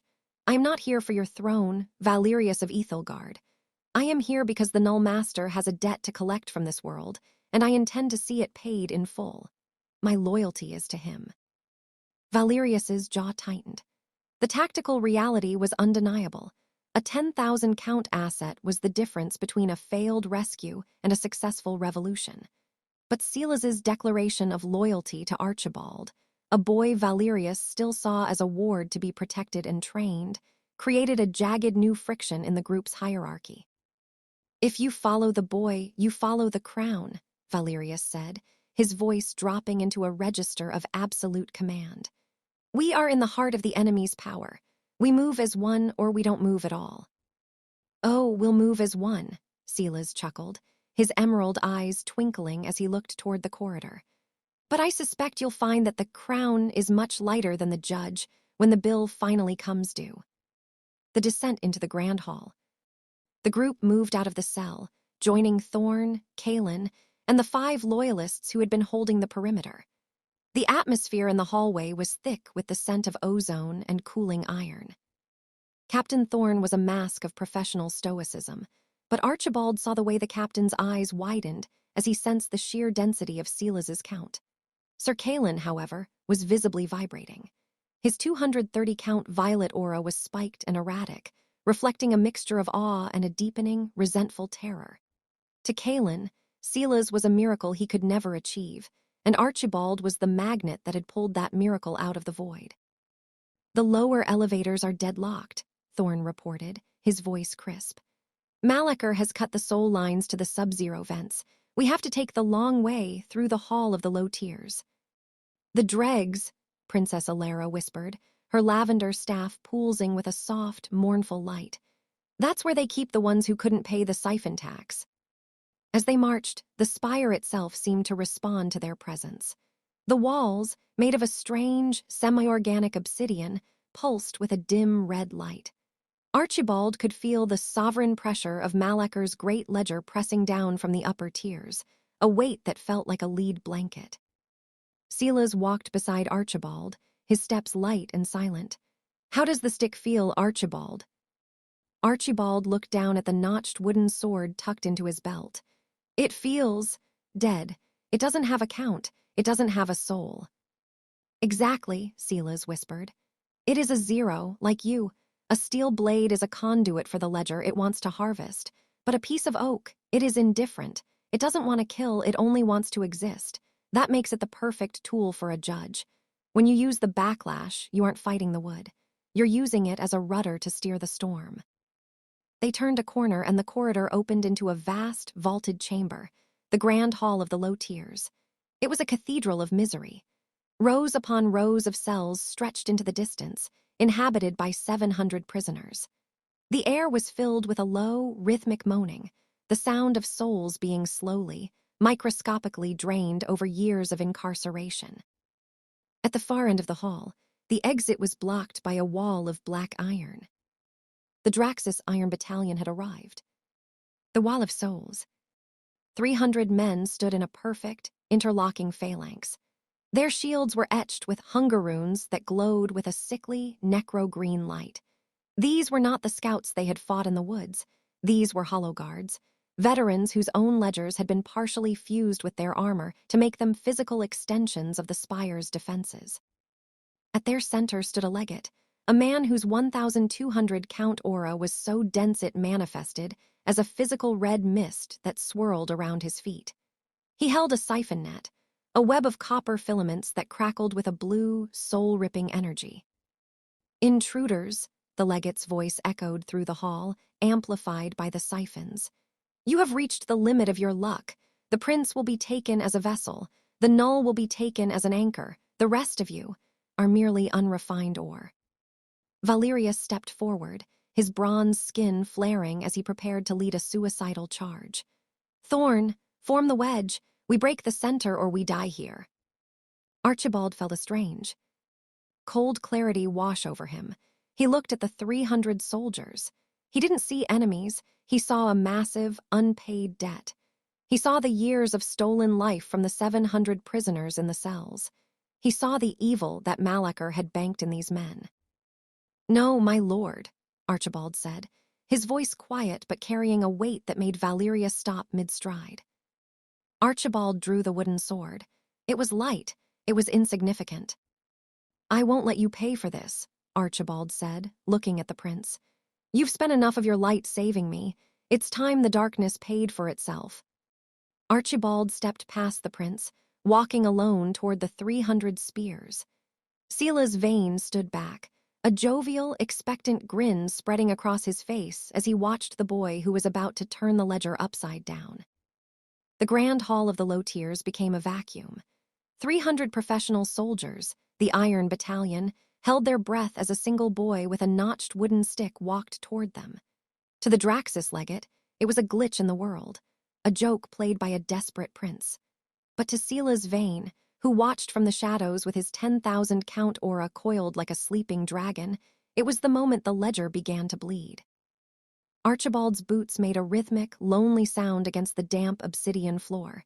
He didn't feel like a hero, he felt like a bridge.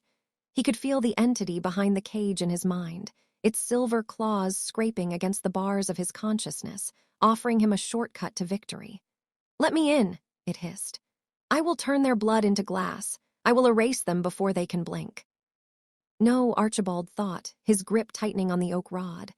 "I am the judge today, not the executioner." The collision of probabilities. "Siphon nets, deploy," the legate roared. A dozen hollow guards stepped forward, throwing their copper filaments into the air. The nets expanded like blue spider webs, crackling with an energy designed to latch onto a soul and tear it out through the skin. They were heat-seeking, tuned to the frequency of a ledger. But Archibald was a zero. The nets whistled through the air, their filaments twitching as they searched for a count to latch onto. They passed through Archibald as if he were a ghost.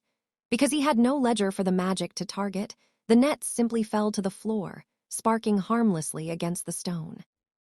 The hall went silent. Even the prisoners in their cells stopped their rattling. "A null," the legate whispered, his face pale behind his iron visor. "He has no flavor. Spears, bring Achayam down with steel." 300 spears lunged. It was a wall of cold, unmagical iron, moving with the synchronized precision of a machine. There was no gap to slip through. There was no angle to dodge. Archibald didn't try to be fast. He didn't try to be strong. He closed his eyes and reached for the luck. Inside his mind, the world became a series of glowing threads. He saw the maybe where a spear pierced his heart. He saw the maybe where a shield crushed his ribs. And then he saw the thread of the impossible. As the iron points reached his chest, Archibald stepped forward, not away. He used his surgical negation to erase the probability of the iron making contact. The spears didn't just miss. They seemed to slide around him as if he were made of oil. One spear tip grazed his tunic, but instead of tearing the fabric, the spear shaft snapped, the wood failing under its own internal stress. Then the backlash hit. It was a tidal wave of dark, jagged energy, the cosmic debt for 300 men missing a target at point-blank range. It was enough debt to kill a city. Archibald felt it pouring into him, a black torrent that threatened to shatter his spine. "Aim the nozzle," Silas's voice echoed in his mind. Archibald didn't let the debt settle. He didn't let it touch his memories or his friends. He pointed the wooden sword at the legate and the front rank of the battalion. He opened his own soul like a floodgate, acting as a direct conduit between the universe's demand for payment and the men who had caused the friction. Pay the bill, Archibald whispered. The bankruptcy of the Iron Battalion. The redirection was not an explosion of light. It was an explosion of failure. The 300 soldiers didn't scream. They simply collapsed. The luck Archibald used to survive demanded a payment of 300 catastrophic failures. The legate's 1,200 count aura didn't flare. It imploded. The stolen souls within him, the ones he had harvested to reach his rank, suddenly turned on him. The debt forced the ledger to reconcile. The armor of the Hollow Guards, once their greatest defense, became their tomb. The soul runes inverted, drawing the soldiers' own life force into the obsidian floor to settle the cosmic debt Archibald had redirected. Spears shattered in hands that had suddenly gone brittle. Shields, enchanted to be unbreakable, crumbled into fine gray dust. Archibald walked through the center of the phalanx. He tapped the wooden sword against the legate's chest. The man's 1,200 count ledger vanished, not erased by the null, but bankrupted by the redirection. He was left as a zero, a hollow, shivering man with no power and no purpose. 300 of the Spire's elite were rendered useless in less than a minute. Not a single drop of blood had been shed by Archibald's hand. He had simply balanced the books. The rise of the 700. The silence that followed was heavy, broken only by the ragged breathing of the fallen soldiers. Then, a single sound began to grow from the cells lining the hall. Clang, clang, clang. The 700 prisoners, the dregs, were beating their fists against their bars. They had watched a boy with a stick defeat a battalion. They had watched a zero judge the powerful. The judge, a woman screamed from a cell on the second tier. The Null Master has come. Sila's Vane stepped out of the shadows, his emerald eyes glowing with a terrifying, ancient pride. He looked at Valerius, who stood frozen with his golden sword still half raised.